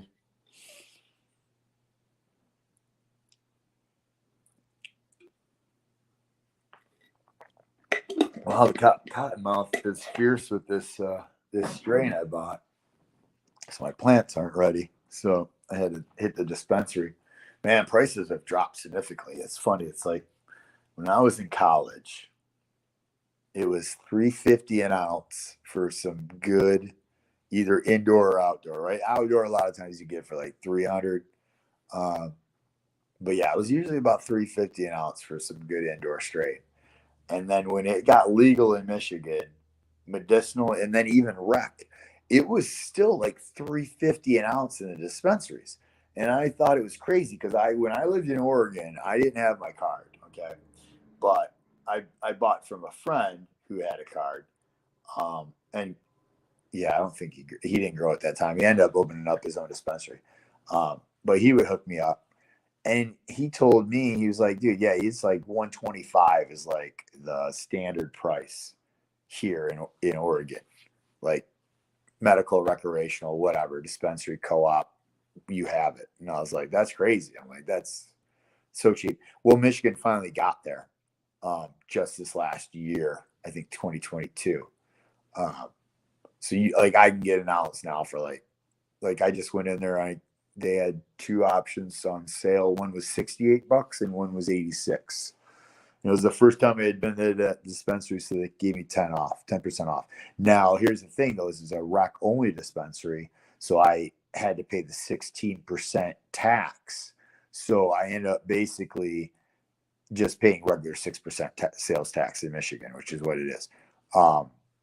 So they basically, but she told me if I ever come back, they'll automatically give me the 10% off because I have my card, but I probably won't go back there. I mean, somebody told me it was like the best one near me for like flower, because that's what I tend to do is flower, and I'm just old school like that. But I don't know. Maybe variety wise, but price wise, I'm not so sure. I don't know. Hopefully my plants do what my outdoor does well this year, and I'll just be stocked up for like a year or two on grass, because I can legally grow 12 plants. So how many do you think I'm going to put out? I'm maxing that thing. Are you kidding me? I mean, I got a 2,000 square foot garden, and this year part of that garden is going to be 12 plants, man. I don't care. I don't care. Last year, I had one volunteer from the previous owner out of the fire pit, out of all the places. Like I almost had a fire too. But there were all these weeds growing out of my fire pit. And that's why I was gonna have a fire just to kill the weeds. But I just I don't really care. There's nobody can see that. And even if they could, who cares? Like part of my property, even up by the road, is like got grass that's like 3 feet tall because my zero turn threw a couple belts, and now I gotta fix it again. But yeah, who cares? Nobody's gonna ticket me where I live. There's no ordinance that says I have to mow my freaking grass.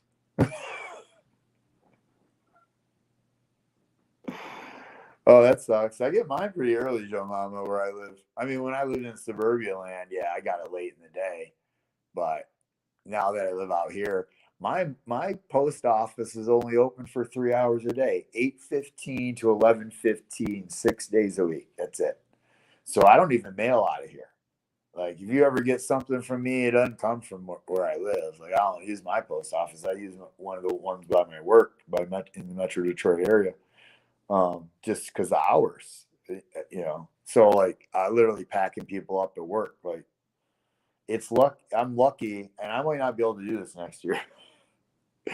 I just, I have good relationships with certain people I work with, and they just happen to be the ones in charge, and they let me do almost anything I want because I'm good to them. I do what needs to be done. I do it in a timely manner. I go above and beyond. Blah blah blah. So she's the one that sold me this one specific community and this one specific person. She's the one that sold me all those mint sets and whatnot for the price that the local coin shop offered her because her dad used to collect and she knows I collect.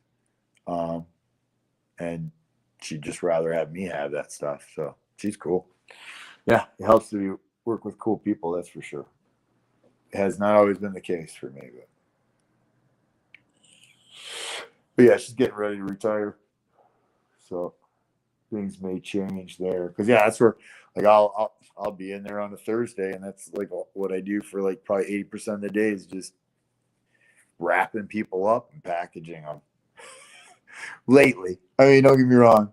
There's my busy time of the year at work is slowly trickling in. So it's kind of like the lull of the storm this time of year. So,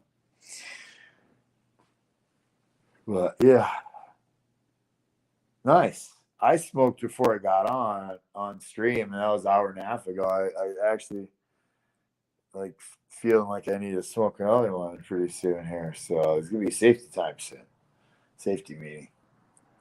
I'll probably just bowl it because it'll be quicker and easier. Maybe I'll do it while I'm streaming. I don't know. It's not like you can see it, but I do vape too.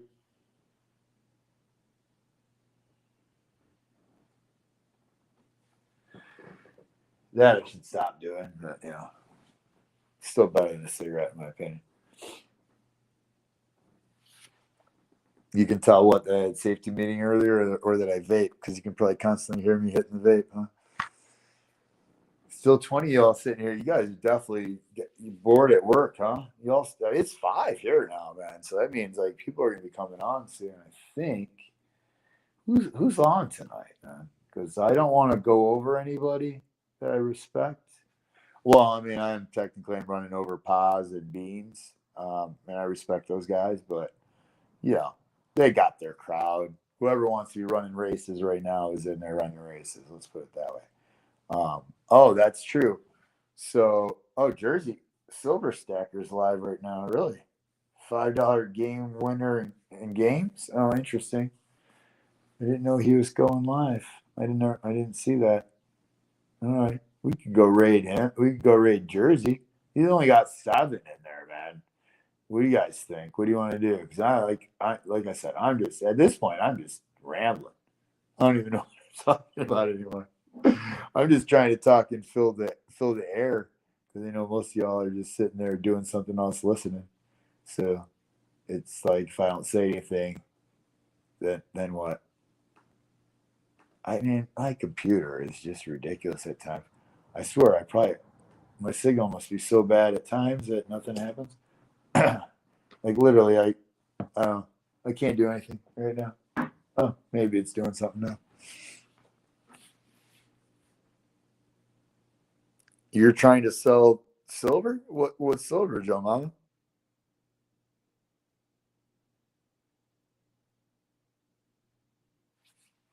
Yeah, I mean, I took today off, Siren, just because I have so much stuff to do around the property, and I'm leaving at the end of the month for a week for the family vacay. I need to get it done, man. It's not enough time on Saturday and Sundays, and in the evenings. And it's just like today. Put it like 7 hours in outside. That's it, man. I'm done. Are you kidding me? I mean, yeah, I could go longer if I really wanted to, but I don't want to kill myself because I took tomorrow off too. So I'm going to go right back out there and probably put in another 8 hours tomorrow. So if I kill myself today, I just won't go out tomorrow, and that would be stupid. That'd be me not being productive at all. And I don't like to not be productive. I like to do something. But I swear to God, like, oh, I know what's going on. It's just weird. I haven't figured it out yet. The laptop version of YouTube's like I don't have like that. It doesn't give me a tab to like hit live, which I don't understand. So on my phone, I have that. Like I hit live and it shows whoever's live. Like I just have subscriptions. It's like I don't understand that. So it's weird. But yeah, he's only got 5 in there now, man. We should go raid. We should go raid Jersey. Give Jersey some watch hours. I mean, I've been going now for like hour and 40 minutes. That's ridiculous. So I had no content or anything to talk about for that long. 5. Oh, he said 20 minutes ago. You tried to get my attention. I apologize, man. Like I said, I'm terrible at the chat thing. 5-ounce rounds and 3 Geiger grams. So 3 1-gram Geigers. Are those gold Geigers? Or you were talking silver, so you're talking silver Geigers, 1-gram silver Geigers. I mean, I guess it depends. I mean, everything I mean, the problem with the Geigers is the damn premiums, man. I don't like to pay premiums. I like Geigers, but I don't like to pay premiums. I can find them sometimes without a big premium on them. I don't know what you're looking for out of a 1-gram Geiger. It's tough for me to pay more than a couple bucks for a gram, but I understand the Geigers. You're probably looking for more like 5, maybe even more possibly. And then the 5-ounce rounds, I guess it would depend on what those rounds are if I'd be interested. But the problem right now, what's up, Crumpler? The problem right now is I really don't have the cash. Like everything I'm selling right now, I'm selling because I bought this and I shouldn't have because I needed the cash to pay the bills. But at the same time, it's like, can you let something like that pass you up? Because I would never see this collection again. And you guys, I mean, if you guys were in here and you saw it, there's a lot of premium stuff in there, and I got a good price on that. So that's why I did it. So then I went crazy this weekend and I sold a bunch of stuff, and then I'm probably going to try to sell some more stuff this week, and then probably next week because I go on vacation on the 24th, and I got to make sure I have some cash for that too, right? I can't go on vacation without any cash in my pocket. Plus, because the other problem is I'm going to be on the other side of Michigan, over by the Coin Crew. If you guys know Keith and Angel, I'm going to be a couple hours south of them. Well, I'm actually maybe less than that, maybe like an hour and a half south of them. So my plan, I go on vacation on Saturday. So my plan is to leave early and go straight to their shop because that's the last day they'll be open. The following week is Tulsa. So they'll be closing shop up on Saturday night. And then I think they leave like Sunday or Monday to go to Tulsa. So that's my only opportunity to see them and see their shop. So I'm going to run up there Saturday, hopefully get there by, I don't know. I don't think we can probably check in probably until like 4 p.m. or 1 p.m. maybe. It's usually like 4. The check-ins are crazy. You almost lose like the first day now. And then you got to check out so early on these things. You get screwed, man, with all this new craziness. Well, I guess it's not new, but yeah, it's like everybody wants you to check out at 11 a.m. and you can't check in until 4 p.m. They need 5 hours to clean, which maybe because they got to probably do some laundry and stuff. But whatever. So yeah, that's the plan. I'm gonna hit some coin shops. I'm gonna hit theirs. I might not buy anything, but I definitely want to say hi to them. And then I'll cruise down south to where the house is that we're renting. And then along the way, whatever shops are along the way, I'll hit. And then maybe the Saturday when I leave, I'll hit some other ones on the way home if I can find any. But yeah, I'll keep my eye out for any other ships or military stuff. I mean, you saw the new Army one I got, right? The round. No one's bought it yet. I think you saw it though. It's just different than the other ones. So let me know if you're interested. Otherwise, it'll still be available for purchase or race.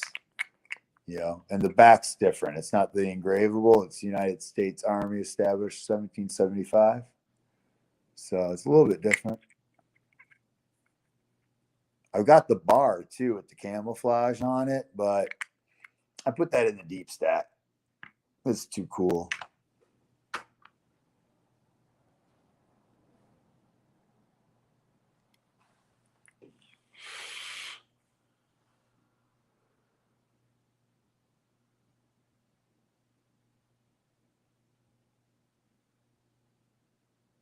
Oh man, the vacation's a family thing, man. I kind of have to. Like dude, I'll get so much crap if I don't go, Jeff. Like you don't understand. And it's the only time of year typically I get to see my brother's family. Some years they come in for Christmas, but some years they don't. So, oh yeah, the bar version, yeah, the colorized one, or because I guess that's what I have, right? With the cam on, it's probably considered the colorized version. I mean, it is what it is, Jeff. I mean, I get it too. Like they want me to go on a cruise next year, and I already told them no. I'm like, I just won't go on vacation with you guys then, because first of all, I don't like cruises. I've done them before. I'm not a fan. And second of all, I have plans on a lot more animals next year, and I can't. It's harder and harder to leave. You know, it's one thing for me to be on the other side of the state. Like if I had to come home, it's like 2-3 hours, right? But if I'm on a cruise, I ain't coming home. so, so yeah, I get it. I mean, I'd rather not spend any money and just stay at home. Um, but I don't get what I want necessarily. You know, I got to do what the fam wants, but at the same time, you know, they got to compromise with me. Otherwise, I'm just not going to go. You know, it is what it is. You know, I missed a couple in the beginning because I was living out west and I didn't come home, and I got flat for that too. But you know how many times my brother didn't come home for Christmas or whatever years? Stuff for years, man. Because he lived in Colorado for a long time and then moved out to California. He hasn't lived in Michigan, I don't know, since he was probably in his 20s. So that's like 25 years at least, maybe 30. So it is what it is. The rest of us are in Michigan. So I see the rest of the family. But yeah. But tighten the purse strings. I mean, Jeff, I just don't like cash. So it doesn't matter. It doesn't matter if I have, if I have $20,000 in the bank or $1,000 in the bank. I don't want it in the bank. I'd rather have it sitting in my house in silver or gold. Now you should probably have some actual fiat currency on you as well. I don't do that often because I end up just turning it into silver and gold. But I don't think I've ever really lost any money. I mean, I've sold stuff at what I paid for it, and maybe I've lost $1 here or there, but that's fine. If I had left it in cash, you'd be losing more money, is how I look at it. The dollar's just going down in value, man. Inflation is just another word for the dollar losing its value. So that's why I don't like the word inflation. It's just, they just use all these terms to distract you from what it really means. Like people say inflation and they just think like stuff's getting more expensive. No, it's not getting more expensive. Your purchasing power of your dollar is just declining, quicker and quicker every day, man. Through Cook Islands. Oh, yeah. You're talking about the boats, John Mama, the coins. Yeah, they're nice coins. So yeah, I mean that's just all it is. Is they, in 2020 they printed like, what was it, like 80% of all the, or 20% of all the currency and um currently going around. I mean, it's crazy. In one year they did that. I mean, it's intentional. I think personally. I don't know. I don't know what I should say. Maybe I say too much stuff on YouTube and I'll get in a bunch of trouble. I'll get ghosted or banned or something. I don't know. I don't know what their rules are, what they pay attention to. But yeah, it's planned destruction, in my opinion. I mean, if you look back in history, there's cycles and everything's cyclical. The solar cycles it's not climate change, it's not CO2. It's literally the sun cycles, man. So if you look back into history, during certain cycles. Currencies will go to crap. Governments will fail. I mean, if you just look at China, China has like the longest history, like written history, documented written history, and that's interesting, right? I think like there's obviously cover up and burning of a lot of stuff or hiding of stuff in Western culture, but China has got deep records, and you could match up the fall and rise of their empires and dynasties with solar cycles. So it's what it is. When you can't afford to pay, you can't afford to feed people. They get mad, they revolt, and they take you out. So, and then we're running into a grand solar minimum, if y'all didn't know. So it's going to be harder and harder to grow food. The growing zones are moving. That's why everybody's buying up Northern Africa, because that's going to be the new grow zone based upon history. I mean, they've already had a bunch of over the last couple of years. Like it's been the wettest it's been in the Sierras and stuff for a long time, since the last solar cycle. So they're getting their water back, man. Everything's gonna bloom up. What's up, Perry Custom Cars? Hey, Victoria, I went over your mail call. I definitely appreciate it. Great sticker. I will be adding it to the wall in the back. And then I got the 3 walkers and the Balboa. That is sick. Love the Balboa.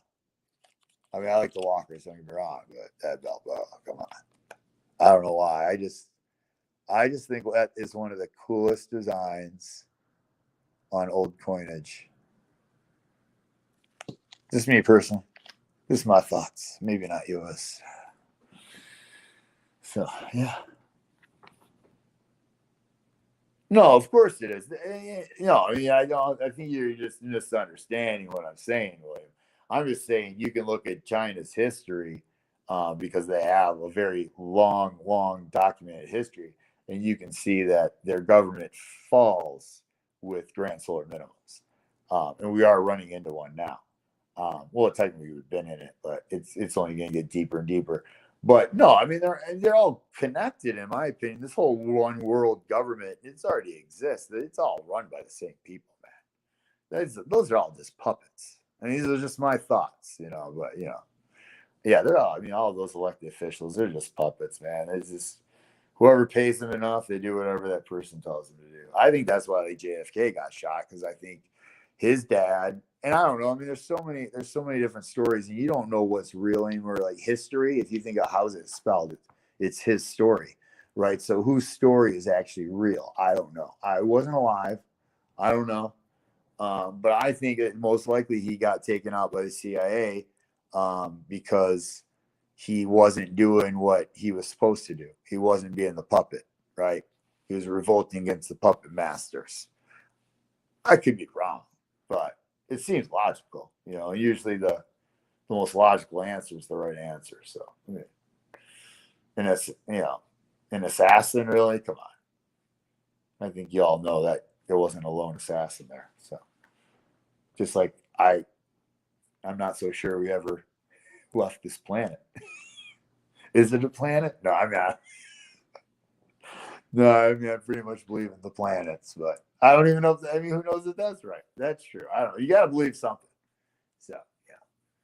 I'll stick with the planets because the whole solar cycle history does seem to work, unless that's all manipulated, which is possible.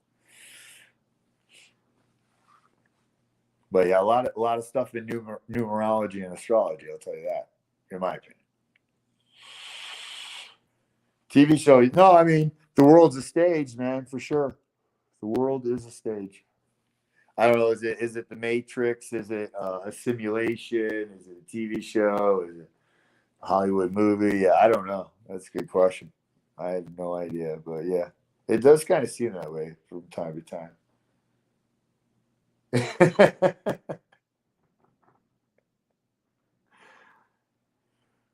Nice.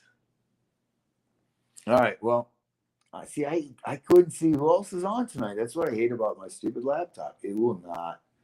It doesn't show me the live stuff. Like, I don't understand where I have to go to see live,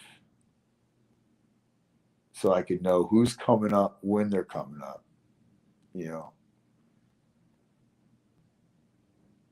it's I guess there. Oh, maybe there it is. Maybe I found it finally. All right, I'll check it out. Maybe we can go raid somebody because it's 2 hours. Well, I don't even know what to talk about anymore. It's gone bad. If I've started talking about politics and religion, it's gone bad. We should quit it. See, this is not it because this is just showing just stupid live stuff. This is not showing my people, my channels, my subscribers live. What the F, man? YouTube sucks, man. YouTube sucks. Well, I mean, it's good and it's bad, but it's got its purpose, but it should be better. Stuff should work better. You should be able to customize your page and stuff. And all that good jazz. Yeah, watch hours, William. I know, but once again, that doesn't even matter until you get monetized, as far as my understanding, right? You got to get 1,000 subs and you have to have, I don't know what that watch hour time is. It's crazy though, because I think it took somebody was still working on the watch hours, which was Dolly. I think it was Dolly. But like, I can jump up on stream and share out that stream and get the watch hours. I don't know how to do that, but there is a way to do that because I know other people do that. So I'm not that concerned about watch hours. I mean, I'd have to get like 800 more subs before it would even matter. And it's not going to happen anytime soon, and that's fine. I don't need, 4,000. I can see that. Yeah, I think you're right. What's up, Chappie? But yeah, I mean, I was just killing time, man. Great Scots was ending and I was done doing what I was doing outside and I'm exhausted. So I just was going to be sitting around anyways. And I needed to do that Mail Club video for Victoria and Cash Money. And then I know a bunch of people were interested in the rest of these that I got. So I had to do a video anyway, so I figured I'd just go live and kill a little time. But I'd never expected it to be 2 hours. And like I said, it's getting ridiculous. I mean, I forgot to put music on. I'm just rambling at this time. It's best to get your watch hours. Well, yeah, I mean, that would make sense. But I think, if anything, it's going to be maybe when I got more stuff going on outside, like I could go live outside in front of the garden or something and go over like what I'm growing. I think that would be more appealing, I would think, than this. I don't know, but that's just me. Is there a Loki? No, there's no Loki, me. It's, I don't even know. Like, so there's a bunch of intaglios. There's a couple Germanias. And then you just got some random stuff like Mickey and Bugs and Marilyn Monroe and this nut and bolt coin, which is upside down. Let's Go Brandon, some dinosaur. This United We Stand. Oh, did you see that? Maybe you like that one. I mean, I don't know if I'm selling any of these. I'll tell you that right now. But, if there's something you really want that's not one of the reject coins, I'm definitely not selling the rejects. Let me know. Oops. Do that too much. Good thing it's padded down there. So it's a 9/11 20-year remembrance coin. Or round, I should say, right? So does say 3/9 fine silver. 1 troy ounce.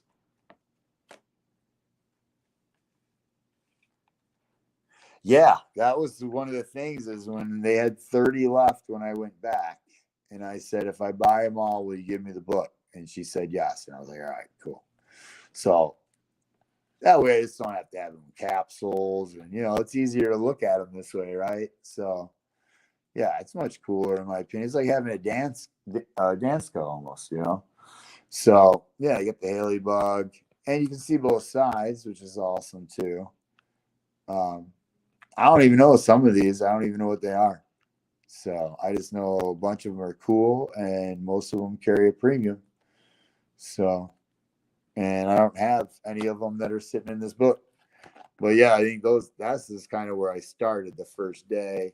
A couple besides this, but I grabbed all the aliens and the Hildy. I grabbed both of the Germanias the first day, and the aliens, and then I grabbed the 2 Australian Perth. These are, I think they're both Perth. Well, the Land Down Under, I do not believe is Perth. I do not see a P on that one, Chappie. But this one's Perth. There's definitely a P on this. Oh, it's upside down. But yeah, there's definitely a P on this one. But somebody asked about these already, so they're set aside. I don't know if they're sold or not, but they're set aside for the moment. So, but yeah, it's a cool little book. It holds 36. I pulled 3 out because they were dupes or I already had them. So I'll fill those 3 holes with something else out of my deep stack that merits going in here. And yeah. So what was extra, you might ask? What will be up for auction or bin or race? You got the Tree of Life. Or maybe I just put the ones I have in there. Yeah, maybe. A Julius Caesar.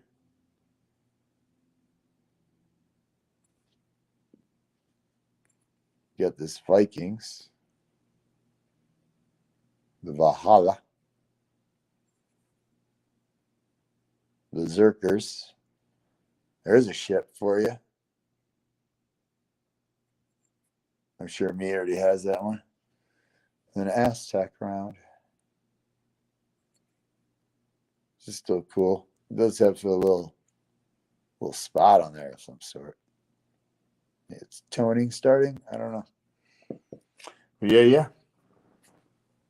If I get to 300 subs and give them silver away. Oh, so what are you trying to say, Perry?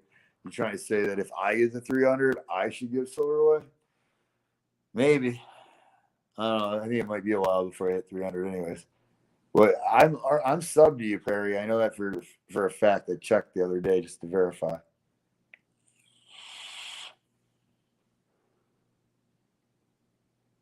No, yeah, I know. I was just kind of messing around with you, Perry. I'm very sarcastic. I give people a hard time all the time. That's just how I roll. Once you get used to it, it's like, yeah. No, that's cool. I mean, I should probably do that. I just have to think about what I'd give away. Maybe I'd give away some constitutional or something. I mean, that's silver. I got a decent amount of constitutional, so it's getting harder and harder to replace, though. That's true. And I don't know if you guys saw this. I got this the other day from the same place. Oh, yeah. So when did I buy this? Oh, I bought this the same time I bought the first rejects. I forgot about that. It's a half grammer. It's in the card though. It's cool. It's like a credit card. The emergency half-gram gold for your wallet, possibly. Just you mean you're not going to lose it as easy. That's what I liked about it. Plus a half gram. I have a hard time finding half grams. They're not easy. No, exactly, Joe. Joe Mama. That's why I typically sell it here because I don't want to give it back to the coin shop. But this was his wife, the owner's wife. So technically, the owner's, right? What's his is hers. What's hers is hers. so technically, he made it sound like somebody. The first time I bought, she wasn't there, right? And she's never been there. The second time when I bought the book, she was there. That's the first time I seen her. But he made it sound like somebody sold him that book. Is what he made it sound like to me. And then when I went back to buy the book, I was dealing with her because he was in the back, and she was like, "Oh no, that's my book. I'm selling those. That was my collection." So I gave her props on her collection and thanked her for selling them to me and all that good jazz, you know. Yeah, I mean, you can make, if you win, maybe I can help your book. Oh, okay. Well, I'll be around, Perry. I mean, assuming that it's not, you know, during something else where I can't be on YouTube or something. Otherwise, yeah, I would try to make it a point to make it to people's big parties, you know, not to necessarily to win something. I mean, everybody likes to win something, but, you know, it's more to show the support, you know, get those likes up and stuff like that, you know. Like I went to, what was, the Wounded Warrior Project, right? Like I didn't buy anything. I don't even think I bid on anything. I didn't have, like usual, I didn't have any like real cash to be buying anything. But it was all about being there and hitting the like, you know, and supporting the channel because and Wounded Warrior Project because they were getting $1 per like from a couple different people. So, you know, so it's not just all about the gauze, which yeah, everybody likes the gauze. Don't get me wrong, but I try to pay it back when I can.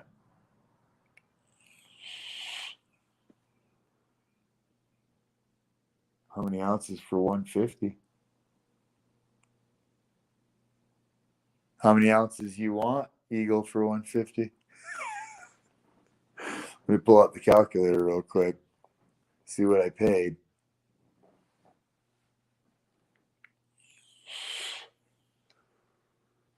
What kind of ounces are you looking for? I got a bunch of ASCs for bin 30 for each. Different years. Some are uglier than others. If you like ASCs though.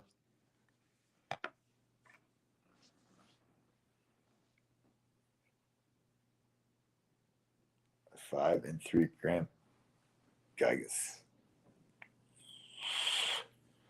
So Joe Mama, I think Eagle wants to know how many of those 5 and 3 gram Geigers can he get for $150?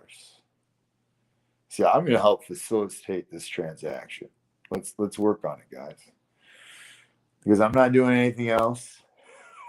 We're down to 17 people have left. Now, there's probably somebody else coming on soon by now, right? I mean, it's 5:30. I still don't show anybody live though, other than Paz. So if you want to go race, I would suggest you go check out Silver Paz 22 and Greg Beans. See, it's a fun time. I was considering asking them if I could jump up on panel. These Paz has let me before, but I don't know. I did this live instead, so it was one or the other. I really can't do both. Well, I will. I've been invited. Well, I've been invited, but Brad V's doing his Monday open panel at 8:15. So probably gonna jump up on that. Maybe do a race or something. Yeah. Well, I got you guys here. I like the Britannias in Perth to the Lunar coins are fire. Yeah, I've got a couple Brits. Where are they? Oh, there they are. I got 3. I got a 2020. These are just extras. I already have these. Because I like Sovereign. If I can get them for a good price. 2021. And then you got the 2023 type, I don't know what, A or 1, whatever you call it, with the queen on the back instead of chuckles. I was bending these at 31. If anybody's interested. I always got to pay a little premium for Britannias. I can't get them for the same prices I can get like I don't know, some other stuff. I got to pay a little extra usually. I don't know. It's weird, man. I've got one local coin shop that's actually kind of pricey, but for whatever reason, I can get maples for the same price as generic silver. And they just told me that at their shop they don't get any extra for the maples, which I think is crazy. Because there's other shops where they'll charge you extra because it's a maple. So I don't know. You know, so what? Joe Mama.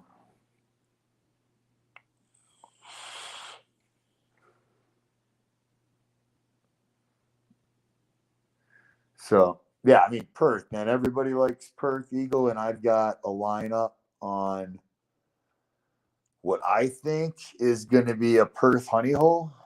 But I don't know yet. I may have already gotten the honey out of the hole. I don't think so though. So I'll let you all know. Maybe what I'll do to be fair, because SB30 and Lee have definitely shown interest in specific older kooks. Maybe whatever I get as far as and I know like C Happy Chap, he's always asking me about Perth too. What's up, SGT? Maybe if I end up getting yeah, I know, William, me too. Whenever he's got the maples sitting in his generic bin and I'm in that shop, that's what I buy. So because yeah, why come on. Otherwise, yeah, I don't know. I can't leave them sitting there for generic prices. I just think it's silly. You better be better off at least melting them. But yeah, if I get a good score on Perth, like when I mean a good score, if I get like 20 plus or something, which hopefully maybe in a month or so I might be able to pull that off. What I'll do is I'll do some kind of live stream, and just do my own auction on them or something, and give everybody plenty of time. And I'll label it like Perth sale or something, so that everyone has the same opportunity to get in there and try to buy them. I don't know. I got to figure something out. Dude, I don't like to play favorites, man. But if you ask me specifically to find you something and I can find it, I'll find it and I'll set it aside for you. Or what a lot of people do is they'll watch my videos of my recent pickups. And if they see something they like, they'll send me an email and ask me if it's for sale. And people have bought stuff from me that way. So there's that too. Yeah, dude, everybody loves the Perth, man. And then somebody was telling me, well, I should say some streamer out there was saying that Samoa is going to be the next Perth, and it's already kind of started. I don't know if that's true. You guys let me know. What are you seeing? I don't know. I've got some Samoa coins though, and the ones I have, I like them. They're cool. But how are you gonna ever? And then other people were saying koalas are gonna be the next kooks. Well, how's that gonna happen? Because the kooks, are they gonna end the kooks? So how can you replace something if it doesn't end? I don't know. I mean, there's definitely koala lovers. I just like personally, I like the kooks better. I just like the designs better. But maybe it's just because I like birds more than I like a bear. Technically, that's where we are. We're talking about birds and bears. Yeah, I don't know. I mean, chickens and turkeys are birds, so guinea fowl are birds. Birds are cool. I mean, there's other birds that are cool but aren't good for the farm, like hawks and birds of prey.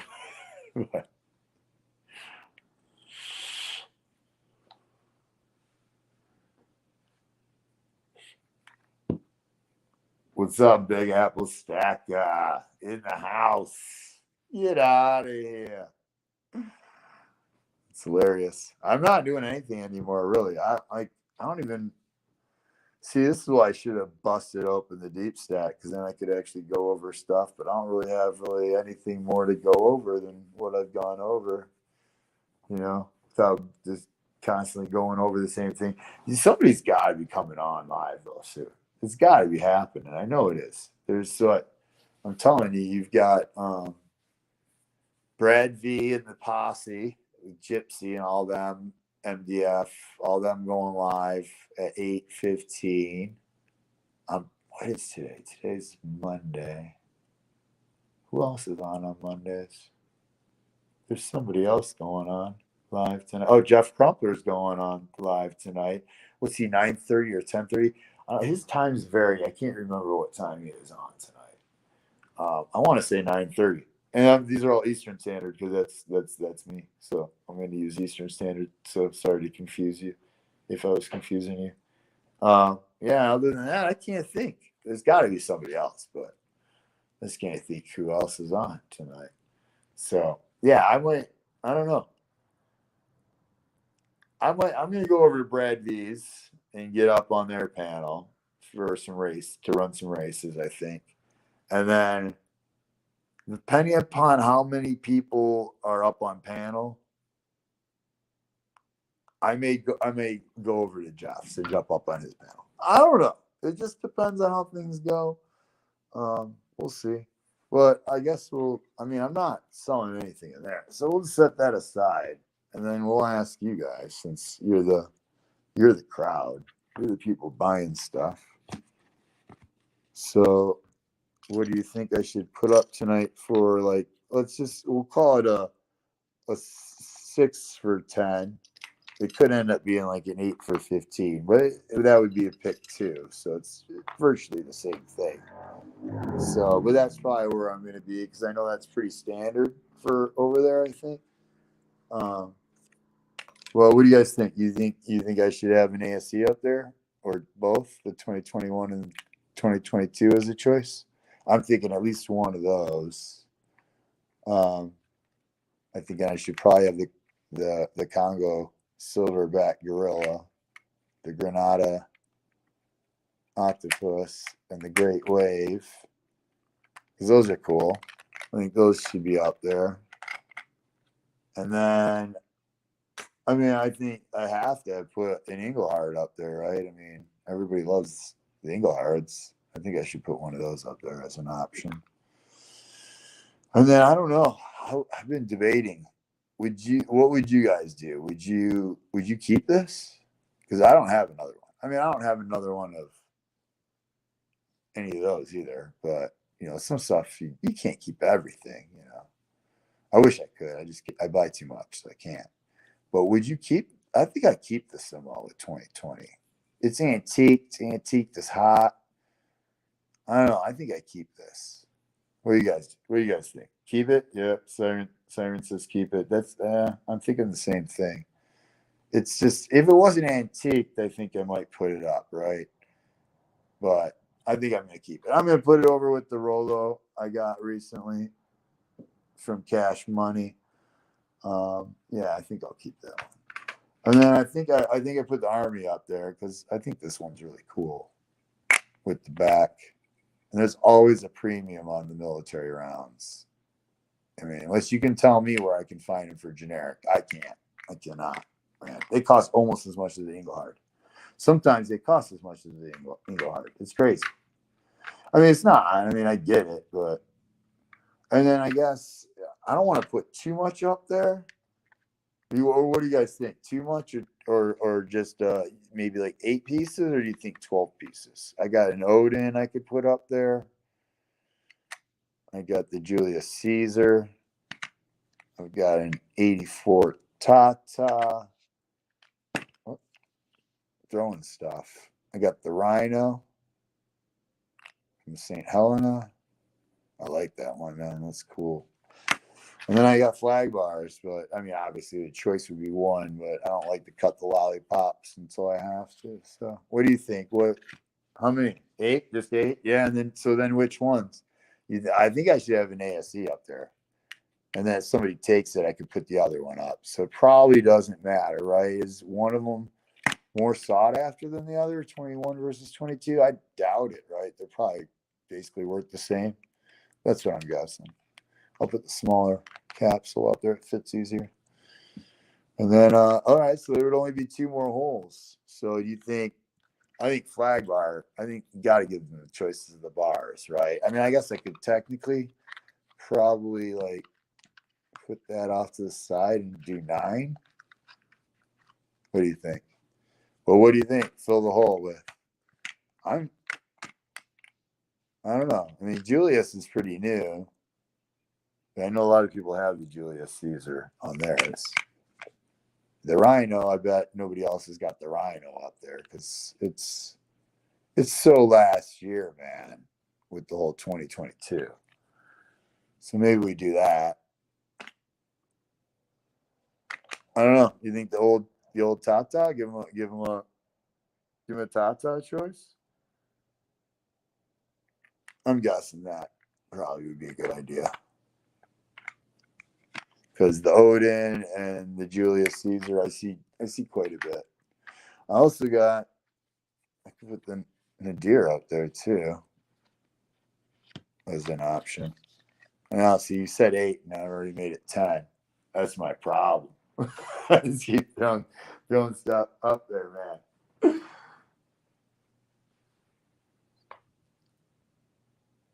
Yeah, I think you got to put. I mean, that's what I'm thinking. At least this covers a lot of different stuff, right?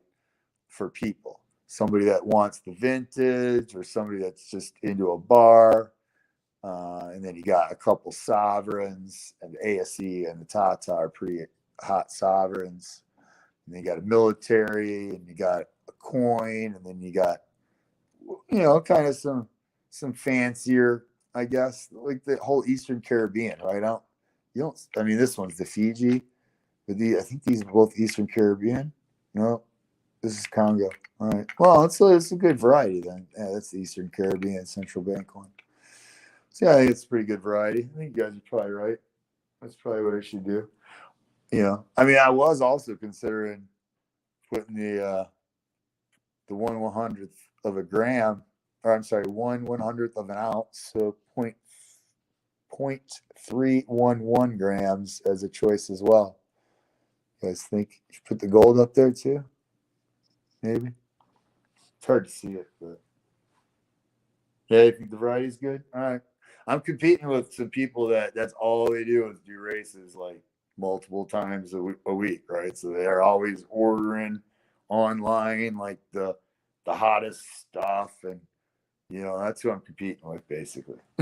And I'm just the guy that just buys at the local coin shops for the most part. The only stuff I've ever bought on online retailers so far is just straight up like buffaloes and bars for stacking. But that might change. I've got my eye on a couple things that are coming out that I might buy. I don't know. It just comes down to money, man. Like if I have enough of it available. So I won this, or I shouldn't say I won. I bought this. It was you guys know Robert Caldwell. He does these mystery bins now on Oregon's channel. When Oregon does auctions, I think he maybe when Golden Cash does them too. Whenever Robert's available, he's a firefighter, so he's not always available. But he'll do these mystery bins. Well, he'll just put a price out. He'll be like, "All right, $120 to bin it," and you don't even know what you're binning. You just have to bin it. And I did it last night. Like Mo Wynn's done it a bunch, and I've seen some of the killer stuff she's ended up with. And I was just like, let's screw it. I'm going to do it because nobody else was doing anything last night for Robert. And I don't think, besides for Angry Warrior and I buying like a 1/10 at a high premium, and I bought a second one of a different version. That might be the only thing he sold. I know he did. He wasn't up for very long. I know he did a couple other mystery bins, but nobody binned. But I got this killer Reckless bar, man. It's only 1 ounce, but it is killer. It's got low mintage. I'm excited to get it, man. It's going to be nice. It's probably going straight in the deep stack. Although, something that high on a premium, I don't know, man. I don't normally keep those. So we'll see.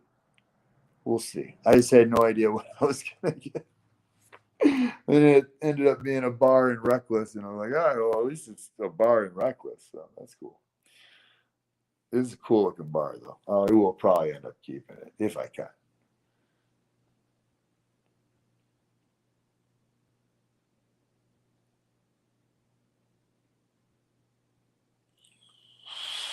$1,000 bar. What are you guys talking about?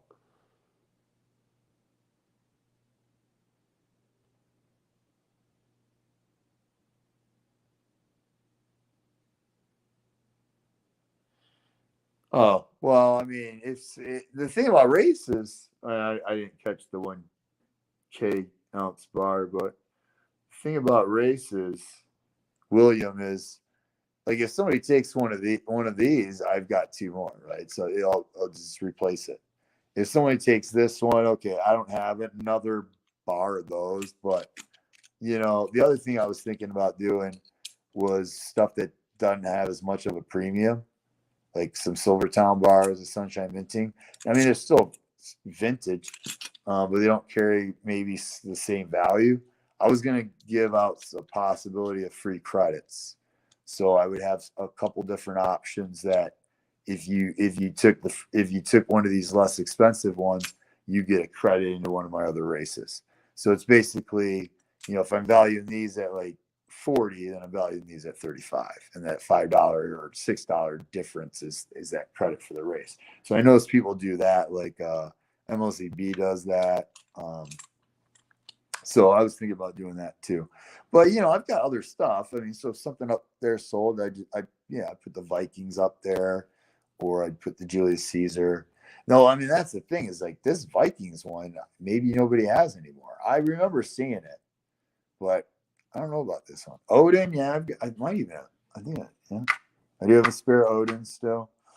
So yeah, I've got other stuff. Somewhat. I got one more of the 84 Tata, so I got another Engelhard, so I can replace some of that stuff if somebody takes it. But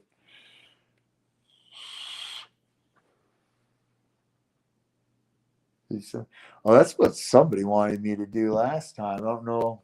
I showed it on stream. Where did I put? Oh, it's behind it. So I bought. This is what I could do. I don't know how much time we have left, and there's down to 10 people, so there's probably some other stream going on. Other people are eating dinner. I got 25 of these rolls from Coins TV, and they're supposed to be all Wheaties from an unsearched 3 million penny hoard. I could open one up and we could go through them. But you know what I'm going to do? Since I've already been streaming for 2.5 hours, I'm going to save this for the next time I go live. And I'm off tomorrow. But I do have a lot to do tomorrow. So if I have time tomorrow and there's nothing else going on, like midday, like the heat of the day is typically when I'm inside, although it hasn't been very warm, maybe I'll do that. Maybe we'll open one of these up and we'll go through it. The problem is I don't think you're gonna be able to see them, like the actual date and stuff. I don't know. It'll be interesting because I don't have the best lighting, and my setup. I definitely know I can't show you my digital microscope. My setup's not good enough for that. I don't think so. I don't know. I do have a. I don't know. Can you stick a loop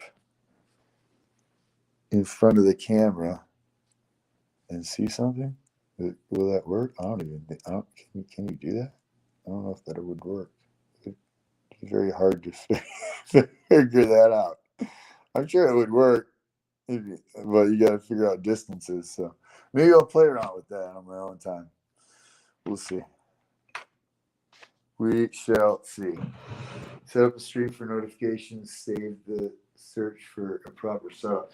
Yeah, well, I mean, when the proper setup's going to happen, well, you mean it could be freaking 5 years. No, I'm just kidding. I mean, but literally, I have no internet, guys. I use my phone's internet. So Verizon's 4G LTE that I have.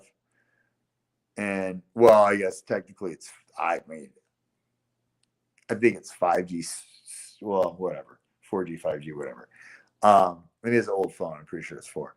but I use my phone as a hotspot so I can have my computer on and actually have internet. I have no Wi-Fi.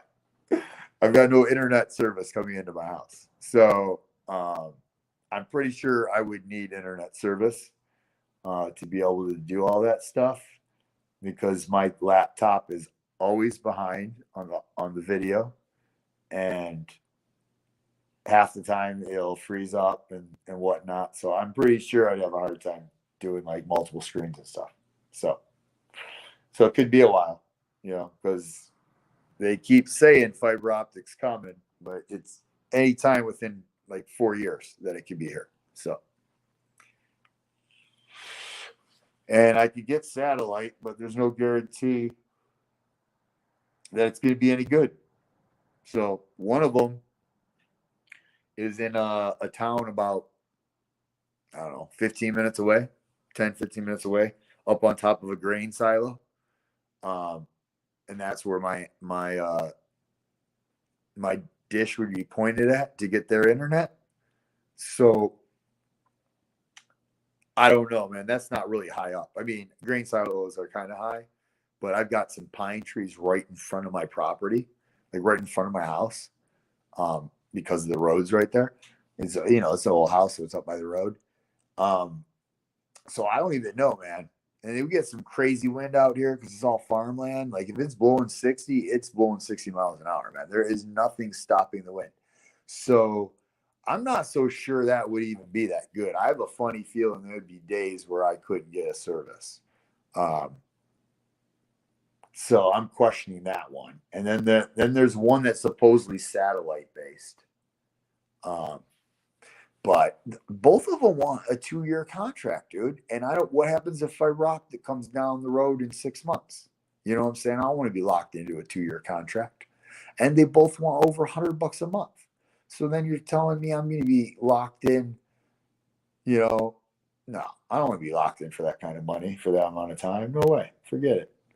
So I'm just dealing with what I have, and it's working. It's just, I'm limited. I'm just limited, but it's doing enough, right? I was never really planning on having a channel.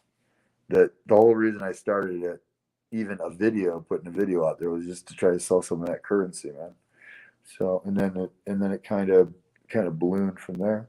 I just, I was buying a bunch of stuff, and I thought that since I've already put in a couple videos, why not start doing some mail calls, right? And giving people some shout outs for sending me, the stuff and their stickers and whatnot. So I started doing that. And then I was like, well, now it seems like people are liking those. Maybe I should do some of show people what I'm finding locally, and then it seemed like y'all are liking those.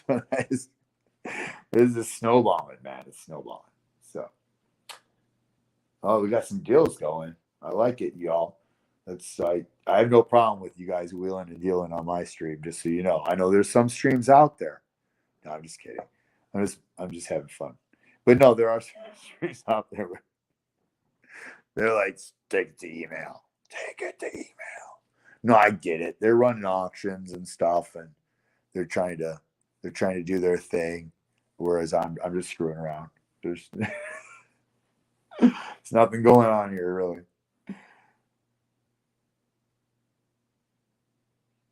Well, William, I think most of the people that are in this stream are really just in here because they're like at work or driving or whatever, and instead of listening to music or whatever, they're just giving me watch time out of the generosity of their hearts. I'm pretty sure that's what's going on. It's it's not like the reason I'm in Great Scots during the day or SB sometimes before I'm off work. It's not that. I really enjoy those two guys and their streams. But if one of those guys was like me right now, where they're just whatever, they had something they were doing, they did it, and then they're just now just whatever, doing whatever, I'd probably just continue to hang out too, as long as I didn't have something else going on.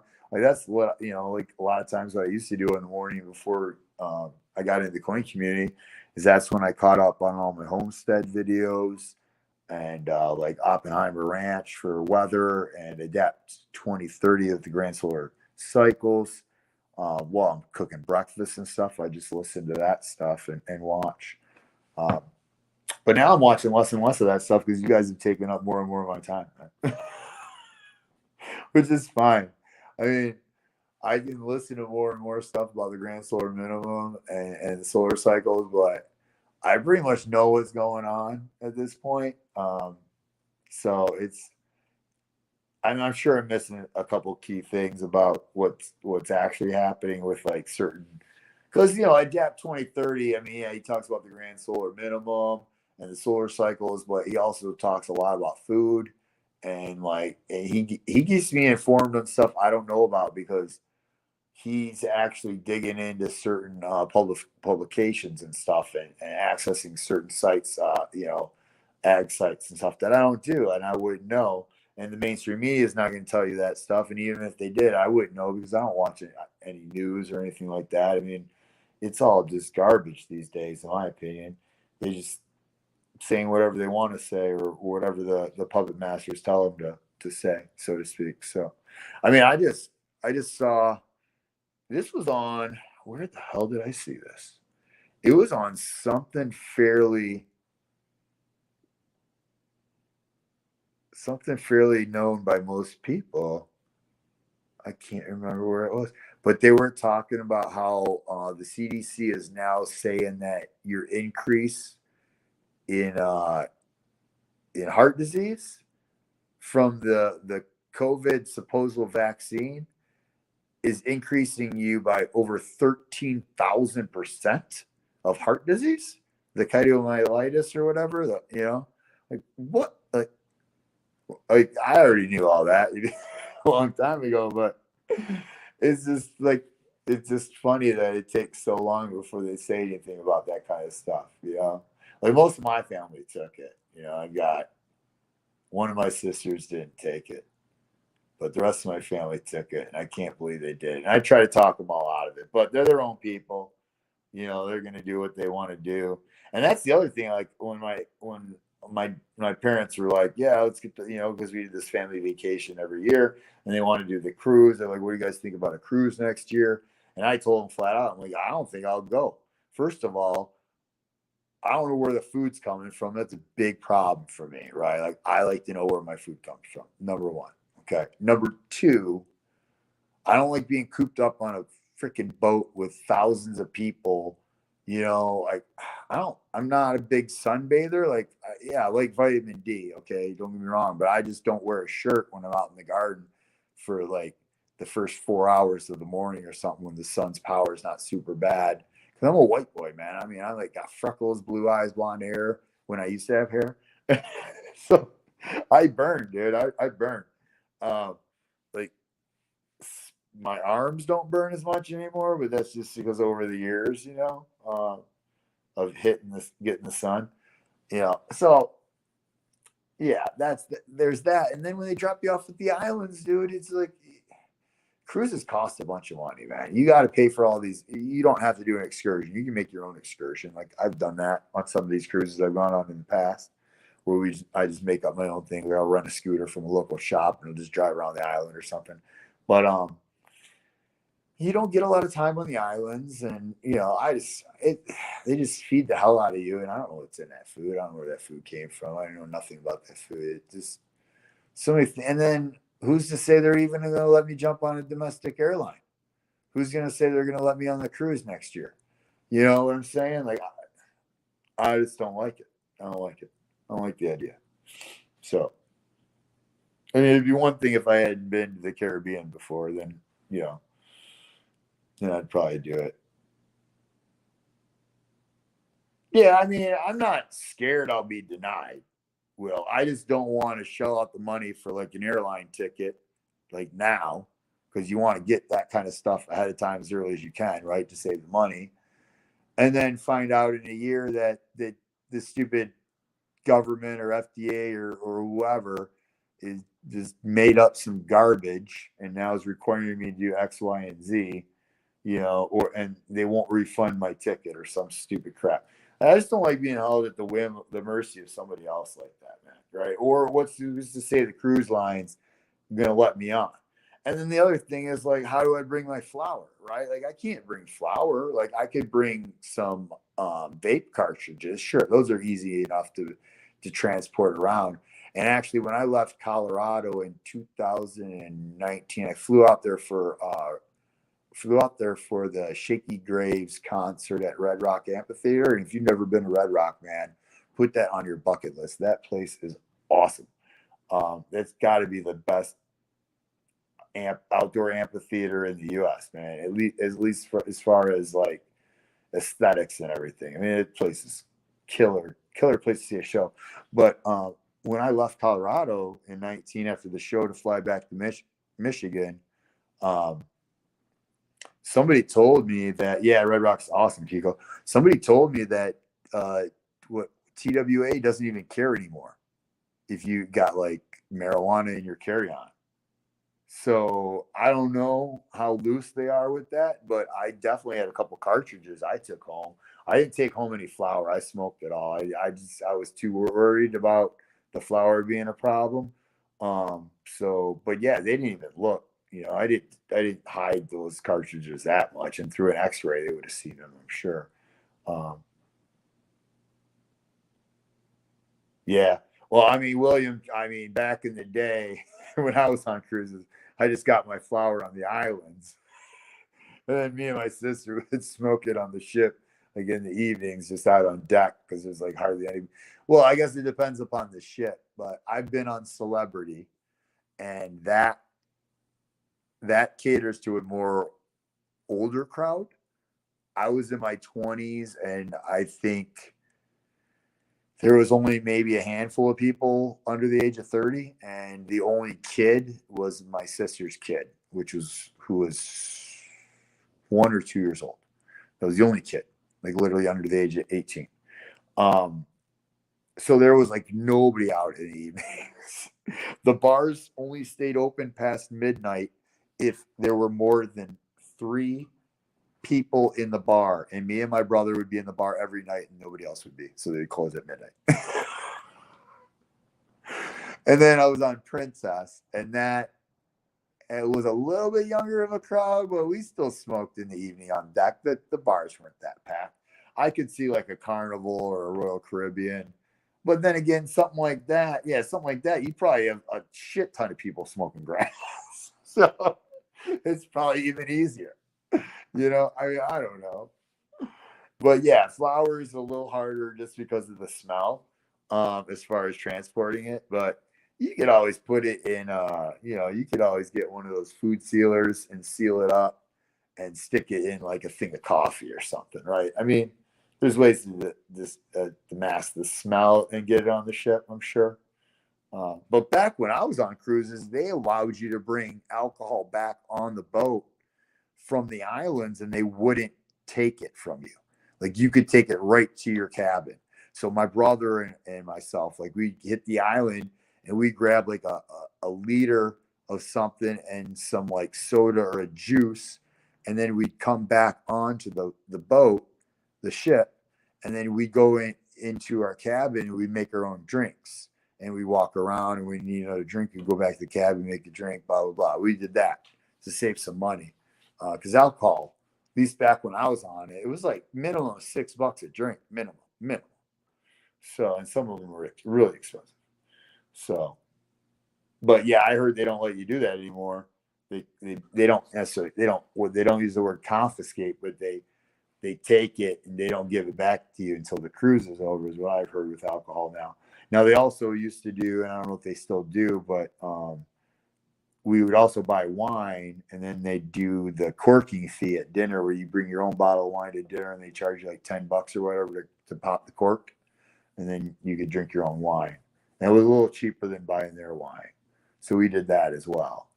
But I don't know, maybe they take that to the kitchen when you bring that onto the boat now. I don't know how they do it. I don't, but it's just like, I like my safety meetings, man. So, and if I'm in Michigan, I run out, I'm sure I could hit a dispensary. So yeah, there's a lot of reasons why I do not want to go on that cruise. So, and just being away from my property for a week, that far away for a week, I'm not a big fan of that. No, yeah, dogs can't be fooled for sure. I agree with that. I've definitely snuck some grass in sealed up bags inside of coffee before. I've definitely done that.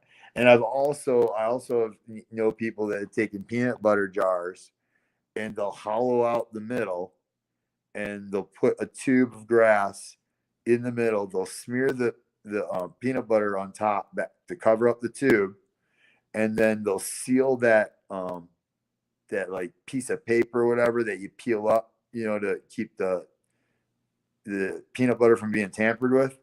And they'll glue that back down and then seal it back up and stick that in there with like a loaf of bread and say it's for snacks and maybe some jam or something to make it look good, right? Um, and I know people have done that too. But yeah, everything's a risk when you want to do something like that. But I mean, in my opinion, if you're flying from one state that it's legal to another state where it's legal, then you should be able to do that. Like when I lived in Portland, I didn't have my card, but if I would have had my card, there was a deal between Washington, Oregon, and California where you could fly, you could leave and land in any one of those three with, I think, it could have been 2 ounces in your carry-on, and you were good. You would not get in trouble. Now, that was state, not federal, though. So I guess TWA technically could have got you or something. Or if there would have been like a federal cop or something at the airport, they could have still probably popped you. But the statewise, they didn't care. It was just something they did, which makes sense. Yeah, I know it's federal, but dude, the Fed's too big, man. Come on. They need to stop being so big. You need to burn them down to the ground and start over, man. They're too big. Put the power back at local government, then state, and then the Fed being the smallest, man. That's how it's supposed to be, you know.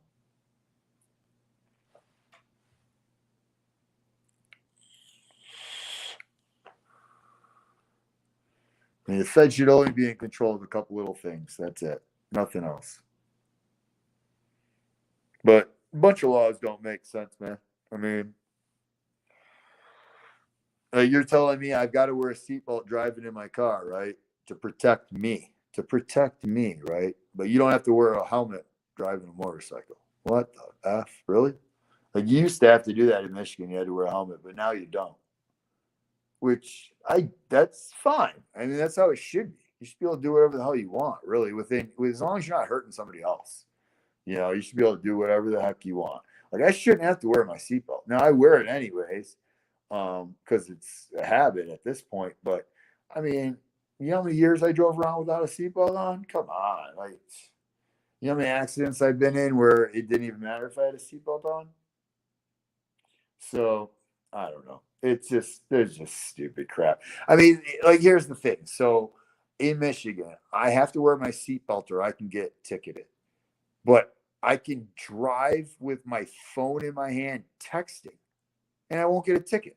Now, technically, it's illegal to text and drive, but you know what I'm saying? Like, I've seen plenty of people drive by a cop with a phone in their hand. There's no law that says you have to be hands free in Michigan. So you could just say you weren't texting, right? I was answering a phone call because there's no law that says you can't answer a phone call while you're driving. It's freaking ridiculous. Like that. Every new car is built with Bluetooth, right? I'm pretty freaking sure. Unless you're buying the base model, maybe it doesn't. I don't know. I don't buy new cars, so I don't know. Mine's an '08. The only reason I bought it is because it's a hybrid, and so it gets me a little bit better gas mileage. But it's the gas engine, you know what I'm saying? And I needed it. It's a 7-seater. I'm a one-man band, but I bought it because it can pull trailers and stuff, like things I need to pull around. And it's got the storage capacity if I need to put anything inside and not have it subject to the elements, you know. So that's why I got it. But it just seems crazy to me that, you know, certain laws just so stupid, man. Makes no sense. It's really getting late. Somebody's got to be on, man. I'm trying to find somebody on. See, we're down to 7. I should cut this out. I mean, I know I'm still getting watch hours and stuff. I think people are getting ready to. They've had enough of me rambling about nothing, and probably finding other people on. And oh yeah, there's some people on. Dolly is on. Silent Silver went live. I wish I would have seen that. Did Silent say anything in chat? One gaw for Dolly and my 300 subs. Y'all should go over there, man. I'd drop the link if I knew how to. I mean, I know how to do it when I'm on YouTube, right? But I don't necessarily know how to do it through the chat on stream. I have to work on figuring all that stuff out. Am I up on panel? So Crumpler's having his on tonight at like 9:30, so in like 3 hours. His is open panel, so I can get up on it if I choose to. But I'm not sure if I'm going to. At 8:15, Brad V has an open panel as well, but all they do are races. They don't do auctions or bins. They just do races. I'm probably going to go there first since he starts an hour and a half before Jeff anyways. I know Guido is on today. Yes. I don't know exactly what time, Kiko. But I did see that, I think, this morning. That's the thing. My laptop sucks. At least YouTube on my laptop sucks. I don't know where to find live. I've tried looking for it all over the place. I can't find it. So I don't know. But yeah, I believe so. But yeah. So Brad V goes live about an hour and a half before Jeff. So I'm going to go over there. But it's usually a shit show over at Brad V's. I mean, it's going to be a shit show at Crumpler's too. Everybody, when the open panels happen, like there's so many people, and I get it. It's one of the few opportunities people have to, sell something. So I'll go to Brad V's and we'll see how many people there are. Last time I did that last Monday, I showed up a few minutes late and I ended up only doing one race. It was literally, I don't know, let's say it started at 8:15. I think I got on at like close to 11, and I just did it eight a spot for 15 spots because I was like, this is gonna be, there's no way it's gonna get back to me. I was dead last in line, so I was like, there's no way it's gonna get back to me before they have to call it quits. So I just did one double auction or one double race for choice of 2. So yeah, we'll see how it goes, but that's my plan, is to go there first. And I mean, I like Crumpler. Don't get me wrong. Crumpler's cool. His streams just a little slow sometimes. That's it. I just wish it was a little bit faster paced. Not necessarily as fast as Oregon. I mean, they fly, but a little bit faster. SGT's got it down, man. I like jumping up on his whenever he has an auction. I think we work pretty well together. Last auction, I think went really well. We both did like 8 to 10 items, and I think just about everything sold. So it was definitely that was my favorite stream auction so far. Besides for the 1 or 2 times I've been up with Oregon and those guys, just because it's those characters, it's just hilarious. It's just a really good time. SGT and I can only have so much time. He usually only runs for about an hour, maybe 2 hours, because he tries to fit in between streams so that he's not overlapping anybody. And that's the hardest part about this, is finding a time to stream, especially if you want to go live, man, where you're not overlapping anybody. Like right now, I feel bad about overlapping Silent Silver. Like that's where I'd be right now, if I was a streamer. And Big Country's on too as well. And Dolly is doing her Coinaholics Anonymous. But I mean, the 1K GAW and the 300 plus subs for Silent Silver, that's where I'd be showing my support today. So y'all definitely feel free to go over there and leave my stream. I mean, I have no problem with it whatsoever.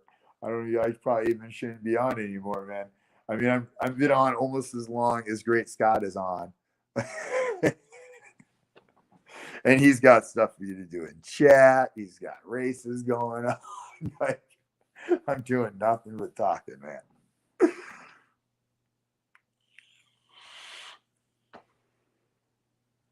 Yeah, well, how do you make people mods, man? Like, I got to do it on the YouTube side, not on StreamYard, or is it part of your three dots?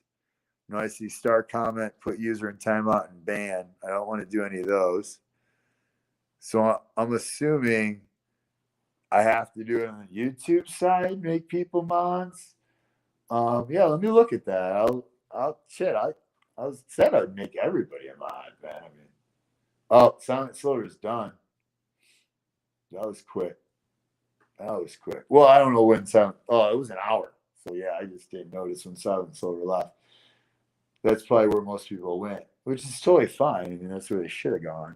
All right, let me get back to mine on my laptop and see if I can make anybody a Smurf. Yeah, I figured. Great Scott. It only makes sense. Usually the logical answer is the correct one. So just takes me a minute to get anything to work on my laptop. Nice to see you too, Lisa. Thanks for popping in. Appreciate it. Just been showing off some stuff and rambling for hours now, basically. So.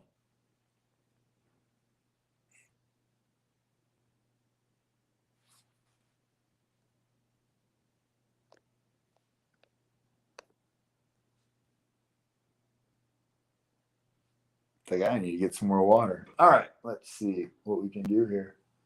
Do I have to do anything special? Great Scott. Three dots.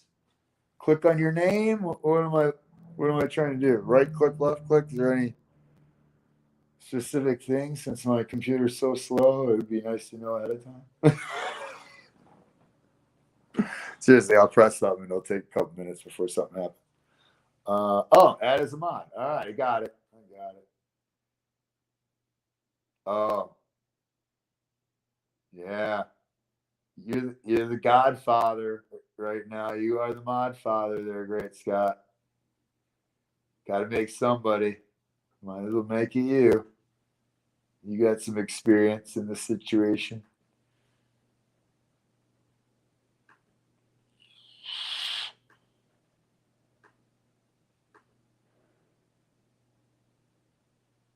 All right, who else is in here?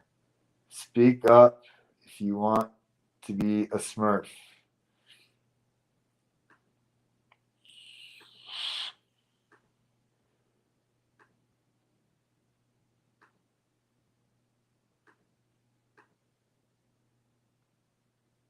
All right, I think.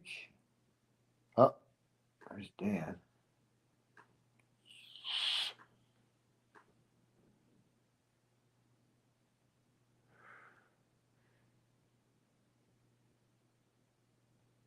Yeah, the Nightbot sounds a little bit more work than I want to put in at the moment. I know you're joking, obviously. Yeah, I mean, I need to do it. I need to at least get a couple simple things to let some people, like the gamble and slots and stuff, I guess, just something for entertainment purposes. Although it'll make it very difficult for me to follow chat if I do that, because I have a hard enough time remembering to look over at chat since it's on my laptop and I'm like tend to just stare at my phone. It's a bad habit. I do it when I'm up on people's panels too. Sometimes I got to break that. Oh, I can see I can go back and SGT. Oh, we're gonna give SGT a little managing mod too, since he's been so good to me.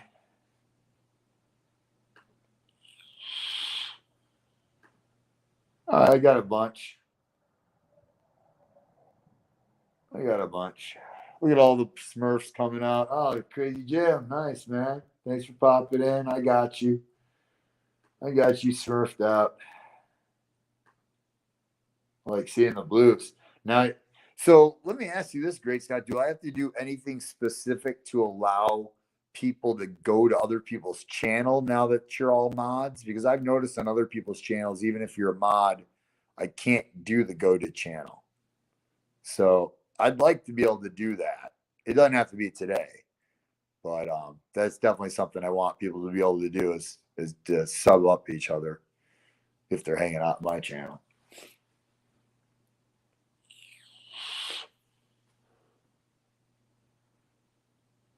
Yeah, Siren, I agree. I mean, I personally love Hangman, but I already know it by talking to Great Scott about this, that it's like one of the hardest things to program a Nightbot. So, but that's if I could have any game, that's what I would do. Would be Hangman.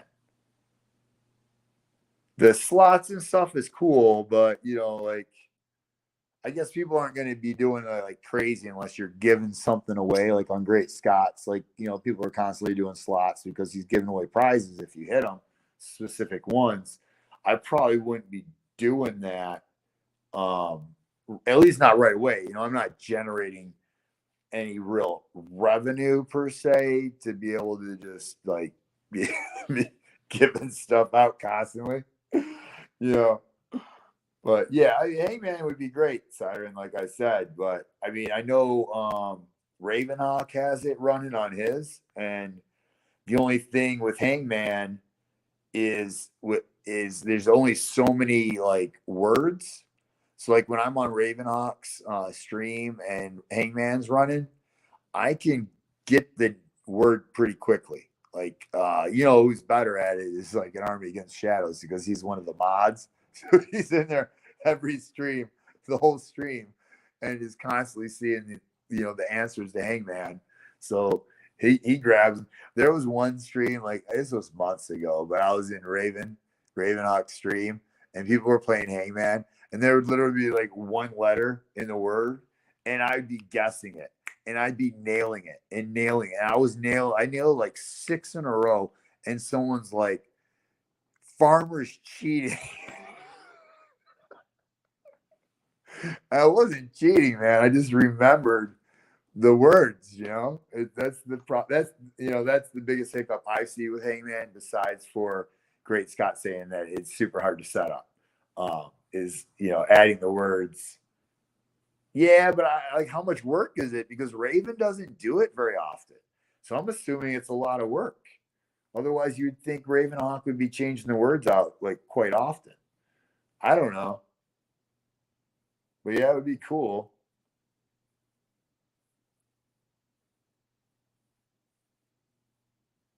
I mean, because otherwise the points, it's like, unless I had like some kind of redeeming of the points for something, but like Rob Find Treasures has all like those redeems that, like makes them drink some wine or whatever. But, all this is like if I ever became like, if I ever was like streaming consistently, like once a week or once a month or something, then yeah. But for right now, this is just me winging it. Like I might just do more live mail calls and local pickups, because then maybe I can just show off the stuff a little bit more than just doing a video. But that being said, how many watches am I going to get of this live after it's over? I probably won't get very many because it's super long and I'm not doing anything. Whereas at least my videos will get 60 views or something, because they're not that long. I don't know. We'll see how it goes, man. I'm just playing it all by ear. I'm just having fun with this. So the funny thing is, like with my family, I don't even know if I should tell my family. My sister and brother-in-law, they know I have a channel because like one of the first videos I did, I didn't really think like I'd get any views, and I was trying to get some views so some people would see that I was trying to sell some currency and stuff. So I told a bunch of my friends. Well, I shouldn't say a bunch. I told maybe like 5 friends and my sister and brother-in-law about the channel. So only those people even know, and I don't even know if any of them subbed me, to be honest with you. I don't know if any of them are really on YouTube. So, You know, it's just the coin community that's gotten me all these subs, and that kind of, I don't know, it's happened out of nowhere, so to speak. So, but yeah, I mean, eventually I'd love to do my own auctions and stuff, you know, just because that way I could pick a specific day or days, you know, and then everybody knows when I'm on. And as long as I'm not running over anybody else, you know, then I think that would be fine. I mean, you're always going to run over somebody else, right? There's no way that YouTube's too big, the coin community is too big. You're always going to run over somebody else. But I'm going to try to figure out a way to limit that the best of my abilities if I do it. And if I do it, I will most likely do kind of like an Oregon setup where I've got other people. It wouldn't just be me because I don't know. I mean, I see a lot of people doing the solo thing and it works for them. I could. It's a possibility. But if I did it, I'd probably still want guests because there's people that are in the same boat as me or similar boats to me where, you know, they sell a few things for whatever reason. And yeah, I'm not stressing, Great Scott. There's certain people I definitely respect for giving me the opportunity to come up on their panels and stuff. So I wouldn't necessarily want to cross their stream because most of the people that are going to pop into my stream are going to be the same people in those streams too. So I don't want to take away from their people in their chat, and I don't want to not have people in my chat either because they're in their chat. You know what I'm saying? So I just got to figure that out, and maybe it ends up being like a midday thing, you know, but it won't be a Monday through Friday then because typically I'm working. So it's hard on the weekends too. It would have to be Saturday pretty early if I did it on Saturday, which it doesn't really work for me either this time of year because I like to be outside in the garden or doing something on the property. You know, in the winter, I could be on anytime. It wouldn't matter. So I'm not doing much outside, you know. But like in the summer, you got to take advantage of those hours when the sun's low. Those two. You don't want to be out on the property in the middle of the day when it's 90 degrees and the sun's beating down on you. It's either it's exhausting and then you end up coming inside and crashing, or B, it's just miserable, man. Just because the humidity in Michigan sometimes is unbearable, man. Like you just step outside and your shirt's instantly wet, you know. So yeah, I don't know, but I'll figure it out. Like I said, right now it's like I only sell to convert back to cash. You know, this is not me trying to make money. At some point, maybe I'll actually create like an LLC or something, and I'll actually you know, start buying and selling specifically. You know, but I would probably want to start a business, set up a business if I was going to do that, just for tax purposes, because you know, Big Brother's always watching. PayPal, Venmo, Cash App, Sal, they all report you. PayPal's already said something to me once about putting my tax ID in. So I created another account. I don't know if that's going to work, but I'll keep trying. I just think it's hilarious. It's like they're so worried about what's coming in. But do they see how much money I'm sending out? Because I send a lot of money out. Like, you know what I'm saying? And even if I'm getting money in, I'm basically breaking even on most stuff. So, you know, like it doesn't make a lot of sense. That's why I got to start books, man. I got to start books because I have a funny feeling they're going to start asking questions, and I want to be able to say that no, I bought it for this, I sold it for this, I only made this. You know, blah blah blah. So, but oh, what's going on with William? Oh, house fire. Oh, dude, that sucks, William. That happened to me once. I would never wish a fire on my worst enemy, man. They're no fun. No fun. The fact that you can lose everything, you know, like all the keepsakes and stuff you can't replace. And even if you don't lose it in the fire, the smoke damage and the water damage from the fire department putting it out ruins so much stuff. The insurance companies are a pain in the ass to deal with. A lot of times, if you don't know what's going on, they stick it to you, man. You can get and I learned this the hard way after the fact, but you can get a public what's it called? Um, a public insurance something or other. What they do is they fight for you with the insurance company, and they'll take like 10% of your claim. But a lot of times, if you don't use somebody like that, you're gonna lose like 20% because you just don't know.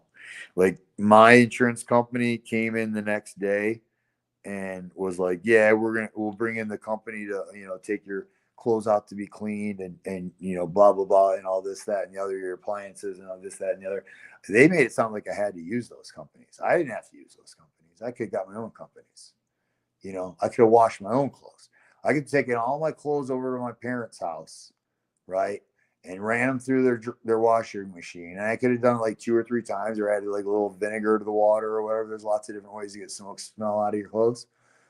You think about like after a campfire, you know, you smell like smoke, and you got to get that out of your clothes. It's similar, but it's a little worse because all the chemicals and stuff. But I could have done that, and I could have just wrote down like the cost it cost me to do it, like how much soap I use, fabric softener, electricity, water, and I could have given the bill to the insurance company. They would have had to pay me that money, and I could have inflated it a little bit. I mean, that's what their companies do. Are you kidding me? You know, so yeah, it's a public adjuster. Yeah, there you go. That's it. You used one. Nice. Yeah, I wish I would have. I wish I would have. Plus, I was in a condo, so then I had my HOA to deal with, dude, and they were retarded. I shouldn't use the word retarded. I apologize. It's not PC at all. They were idiots. I mean, straight up idiots. I mean, first of all, they were just a panel of some random freaking people living in my condo complex that don't know anything. But they started yelling at me for changing the layout of my condo. I'm like, dude, I own the inside of my condo. What are you talking about? Like all I did was like I had it. My condo was built in the 70s, and when I bought it from this like 95-year-old woman. I mean, she might not have been 95, but elderly woman, and she had lived in it a long time. Not since it was built, I don't think, but pretty close. It still had a green stove. I mean, it had the 1970 stove, man. It was still in that condo when I bought it. So everything was outdated, right? So the blessing out of the fire was I was able to update everything at basically for little money, right? Because I was getting a bunch of insurance money to replace stuff anyways. So somebody paid me for the crap I was removing, so to speak, as opposed to me just having to remove that stuff and only paying and buying the new stuff. I bought the new stuff and got credit for the old stuff. So I kind of made out, so to speak, in that fashion. But I took a peninsula, um, like a U-shaped kitchen, and I turned it into an L-shaped kitchen, so it was open to like the dining living room area because it was all just one area, anyways. It was 800 square foot condo, dude. It was tiny. It was a ranch. Um, they got mad at me for doing that because I moved the plumbing, and they're like, we own the plumbing. I couldn't believe it, man. And I turned the tub into a shower so the drain moved. They yelled at me. They stopped me. They put a hold on my construction for 9 months because of that. 9 months, people. 9 months for that. I should have sued them. I was going to sue them in small claims court, and then I decided not to. But because if I would have lost, I would have had to pay their attorney fees. So, oh, I wouldn't doubt it, man. I mean, you got to have so many fireproof boxes and safes and stuff. And that's like, like where I live, I deal with people's property taxes. And people yell at me all the time or like talk about, the cities I work in, how high the taxes are. And I tell them, I'm like, yeah, you can move out to where I live and pay like half the taxes. But you do realize you're paying for conveniences and services. I have no fire department, man. If my house catches on fire where I live now, it is gone. Like my condo that got caught on fire back in, when was that? 16? I think it was November of 16. Yeah, I need to move back in until 18. Um, it literally, the neighbor saw the fire like almost instantaneously, called the fire department. The fire department showed up, and when it's multiple family, like a condo complex, they send every single fire department. And the township I lived in had a population of, I think, like 100,000 people. So there's like 4 fire um, buildings or stations, 4 or 5. I don't. There's a lot. They all came. Dude, there were so when I got home from work, like there were all these fire trucks all over the place in my complex, and I'm like, what the hell? And then I was driving up closer and closer to my unit. I'm like, oh my god, this is my unit. So it was the air conditioner junction box on the outside of my house that caught on fire, or the back of the condo. But they put it out, and all I lost was like one small section of wall, and then technically a couple rafters. But they ended up demoing the entire condo down to studs and even removed all the rafters because of the smoke and water damage from the fire department. And then the charcoaling of the trusses, it was cheaper to replace all the trusses than just a couple of them, supposedly from the restoration company, who did just the outside work, and then I finished up the inside. But I had to fight with the HOA to do the inside. They're like, you have to use our contractor. And I'm like, why would I have to use your contractor when I own the inside? It was a battle, man. So yeah, fires suck. Water, floods and stuff suck too, but not as bad as fires in my opinion. So it's just the smoke. It just can get through everything. So hey, good to see you too, Shift Kicker.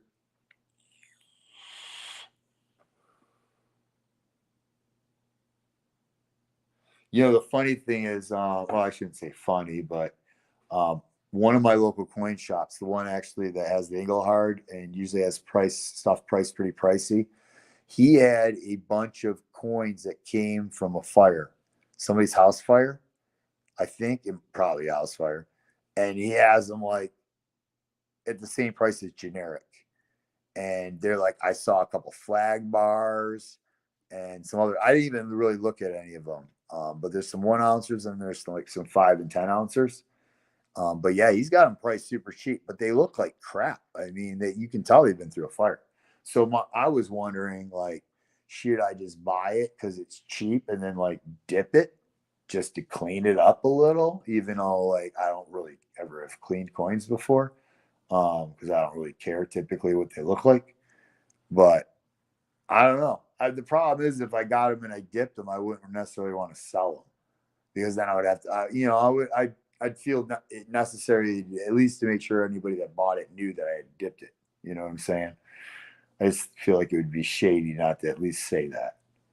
Not that I think dipping's necessarily bad. I mean, we're not talking about anything numismatic. Right? We're just straight talking bullion rounds and stuff. So, or bars. So, I don't know. It was just my thought. I like just getting cheap silver whenever I can. So, even if it's ugly, I don't care. That's like why I bought these ASCs for 30 because they're ASCs and they were only $30. They're ugly, but who cares? Still silver. Still the most recognizable silver in the U.S. All right, y'all. Well, you know what I'll do? I'm going to end this at 7. So, about 11 more minutes. Yeah, that's how I agree, Shift, but not everybody feels the same way. And I mean, it's true, but it's not true, right? I mean, there's you still have the numismatic stuff like kookaburros, right? And then you've got your actual numismatic stuff like walkers and things like that, right? So yeah, silver is silver, but there's definitely certain silver that some people are willing to pay more money for because it's either collectible or it's low minted. Well, I guess that makes it collectible. So it's collectible for different reasons, right? Um, that's kind of why I bought all those intaglios that are rejects because I kind of am thinking they have the potential of being similar to an error coin, you know. Um, just to have a little bit more of a premium because of that is my thoughts. And I think I've seen that on eBay sales. I mean, the only ones I've ever seen on eBay sales are like selling for like $45. I don't know what a regular intaglio sells for. I guess it would probably depend upon the intaglio, right? The series and the year and all that good jazz, like pretty much everything else. So yeah, I pretty much do too. Also, Siren. I mean, I like like somebody once told me that buffaloes are ugly. And I'm like, I don't ever buy them because I think they look nice. I buy them because they're cheap silver, or the cheapest silver typically that you can get, and I'll stack that stuff. Right? It was only about 6 months ago that I started even buying anything other than buffaloes. To be honest with you, because I could never get myself to pay more than what I could buy a buffalo for any other silver. But I've kind of changed my tune a little bit. I like having the variety in my stack. It's fun. I'm hoping it helps spark some interest in my nieces and nephews when they can start seeing like different stuff on coins, and they might like fall in love with a specific coin, or round or whatever, right, or design. And you know like I worked out a deal with Kevin Rose. Actually, he's taken one of these 1/100th of an ounce gold Scottsdale bars, and he's gonna hook me up with a sapphire in a little bezel, and then I'm gonna be able to give that to one of my nieces as a gift for Christmas, birthday, or possibly graduation. She's getting close to high school graduation. So yeah, I asked him about two earrings because I was like, "Oh, I'll just give him two pieces of gold for two earrings," and then he told me how much it would cost to do earrings. I was like, "Holy shit!" Nope. Let's go with the simple bezel. Oh, I hooked up. How am I hooking up the community? You mean by just selling my extra stock? Yeah, I appreciate the community buying it, man. Because, like I said, I would have to sell it to one of my local coin shops, and they probably wouldn't give me as much, and then I'd be pissed if I were like wanted to buy it back. You know what I'm saying? Because I know it'd be marked up quite a bit. Oh yeah, I'd much rather give it to somebody else in the community for sure. Whether it stays in their stack or keeps moving around the community, I don't really care. You know, I think Crumpler said something earlier in the chat. I don't think he's still in here. I could try to tag him to see, but he probably isn't. Um, about like tightening my purse strings or something, but you know, I I don't. I'm my own bank, man. I get it. Some people don't have the same beliefs and thoughts as me. Like my brother, as an example, who has an insane amount of cash in the banks. I just don't trust them. I do not trust them. It's kind of like the same thing of why I don't want to go on the cruise, because I don't know what could potentially happen with the airlines or the cruise line, as far as me having to do something specific to get on the plane or the cruise. I don't know what the bank's going to and the government's going to do in the near future with my money in the bank, right? Like you guys all know about bail-in, right? Ever since 2001, the government can literally, or the bank, you're an unsecured depositor to the bank, and they have the right now, instead of getting bailed out by the government, if they end up in financial trouble, they have the right to do a bail-in, which means they can go into your account because you're an unsecured creditor, and they can take as much as they want out of your account. That's legal. You guys need to look that up if you don't know that. That's why I don't leave money in the bank, man. I don't trust those. I don't trust them. I do not trust them. Don't get me wrong. There's tellers and stuff I really like, but they're not the bank, right? They don't make the decisions. You know, just like in my job, I'm not the big wig. I I'm ruled by the state. My job, the state tells me what I can and can't do for the most part. So, but yeah. I won't keep it in the bank. That's why I'm constantly up on streams, constantly. And ever since I've been up on streams, I've been probably keeping less and less cash in the bank, because now I know I've got another avenue to liquidate, to get some cash back to pay the bills when I need to. I just need to plan a little bit. I understand maybe where Jeff's coming, but I just need to plan a little bit better. And here's the thing: it's okay. I plan. Like I know how much money I need to keep the lights on and to pay my mortgage. Right. I don't have a water bill because I'm on a well. I don't, and the septic. Right. So I pay nothing for water. I'm on propane. So once a year I pay up, and that's it. I get enough to last me at least the year, if not a little bit longer. I just like to do that. I get a cheaper deal doing that because I can buy at the low part of the season, not the peak. You don't want to ever buy propane in the winter. You pay so much money, it's ridiculous. Um, so I really only have two bills every month. Well, and my cell phone bill, but that's automatically taken out. And I guess there's a couple smaller bills like I've got Prime, and then like my memberships to some people on YouTube and stuff. But for the most part, I just have two bills, so I budget for those. But the problem is, man, especially when you're living on property, is a lot of stuff comes up. A lot of stuff comes up, and you got to fix.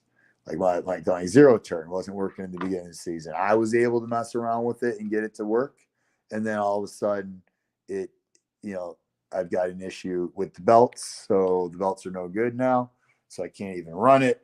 So now I got to take that up and get that fixed because I not don't really have the equipment or tools to tear apart that zero turn and put the belts on myself, let alone do I really want to.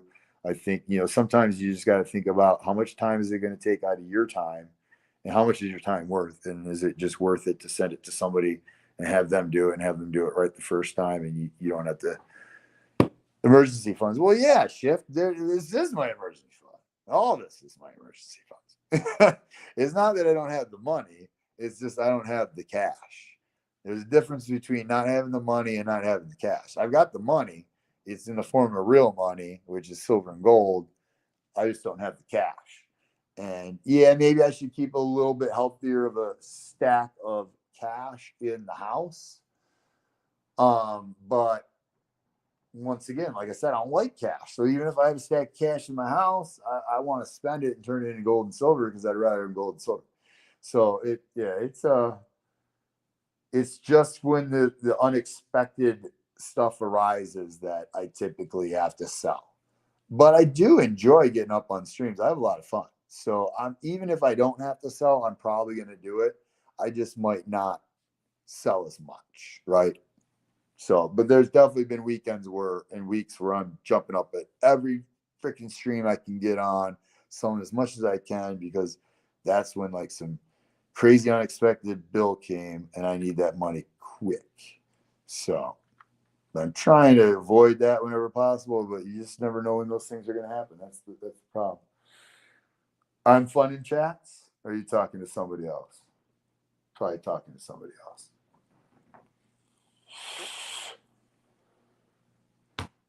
But the chats are always fun, man, if you can keep it entertaining. So, yeah, I agree 100%, man. I agree with the diversification. That's why I've got some crypto. I've got quite a decent chunk of crypto. That's more of a gamble play, so to speak. There's just huge potential upsides. And then the silver is more of a long term, just stack wealth kind of thing. What's up, Nickel and Dime? I'm funny in Stream Shift. I appreciate that. I try to be, man. I mean, I, you know, I'm in streams for entertainment for the most part, right? Like I was saying earlier, like it's cool. Like I try to support channels just by being there, making comments. Like that's how your channel grows and stuff. I get that. I get the algorithms and stuff. Wow, did he pinned his own message or something? Did he do that? He probably did. The mod father at it again. Um, but yeah, I try, that's just me, man. I'm one of those people that I like to have a good time, right? Whatever I'm doing, I like to have a good time. So yeah, if I can keep it funny or I can make a funny comment or whatever, yeah, I'm gonna do it for sure. of course. And there's so many other people in the community that do the same, and it's kind of harder through chat to get the humor sometimes from people, because it's just chat, it's just texting basically. There's no emotion to it, without the emojis and stuff. But yeah, I do my best. I do my best. But yeah, I'm super sober right now, and I'm really freaking crazy that I haven't smoked. I'm like I'm like 7. I should probably eat dinner and then smoke, because if I smoke and then eat, then I'll be sober again quicker. So I should probably eat and then smoke. I should probably do that soon. It is 7. I said I was going to call it quits at 7. I am getting hungry. I definitely need a safety meeting. So, and I need more water because I'm dying without. I mean, I didn't sweat that much this morning out in the garden for 8 hours, but I can tell I'm dehydrated. So, all right, y'all. I'm going to end it now. I appreciate everybody for coming in, spending your valuable time with me. I'm going to actually, right before I end this, I'm just going to jump over and see who we got live. There's got to be somebody y'all can go to. I would assume everybody's probably subbed to the same people as me, but you never know. You never know. Wow. Really? It's not showing me anybody live? There's nobody live. Wow. That's crazy. I didn't expect that to be the case. Huh. Well, regardless, let me go back, see if I can get back to chat so I can at least see what you guys are. Well, I guess I can see on the phone. I like it better it's easier to see it on the computer.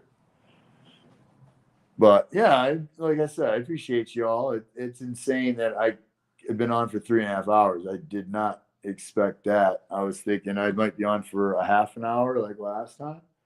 Uh,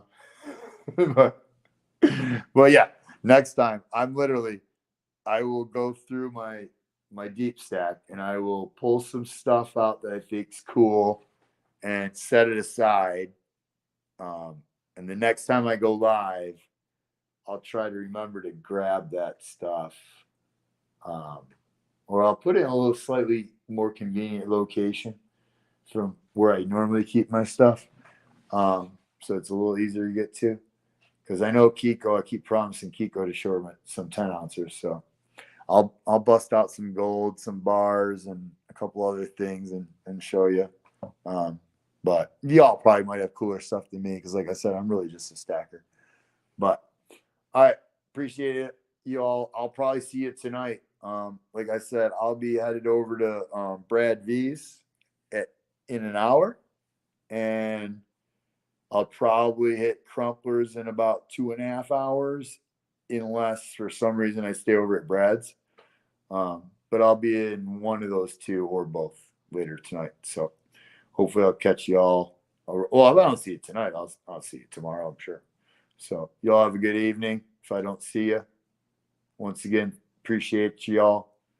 We'll, maybe the next time I do this, we'll just do a gaw at the end. Maybe I'll just give away like a rosy or something, and we'll just do pick a number, and I'll just write something on a piece of paper since I'm not sophisticated enough to do any of the other stuff yet. So, all right, thanks, William. You too, man. All right, take care, everybody. See you.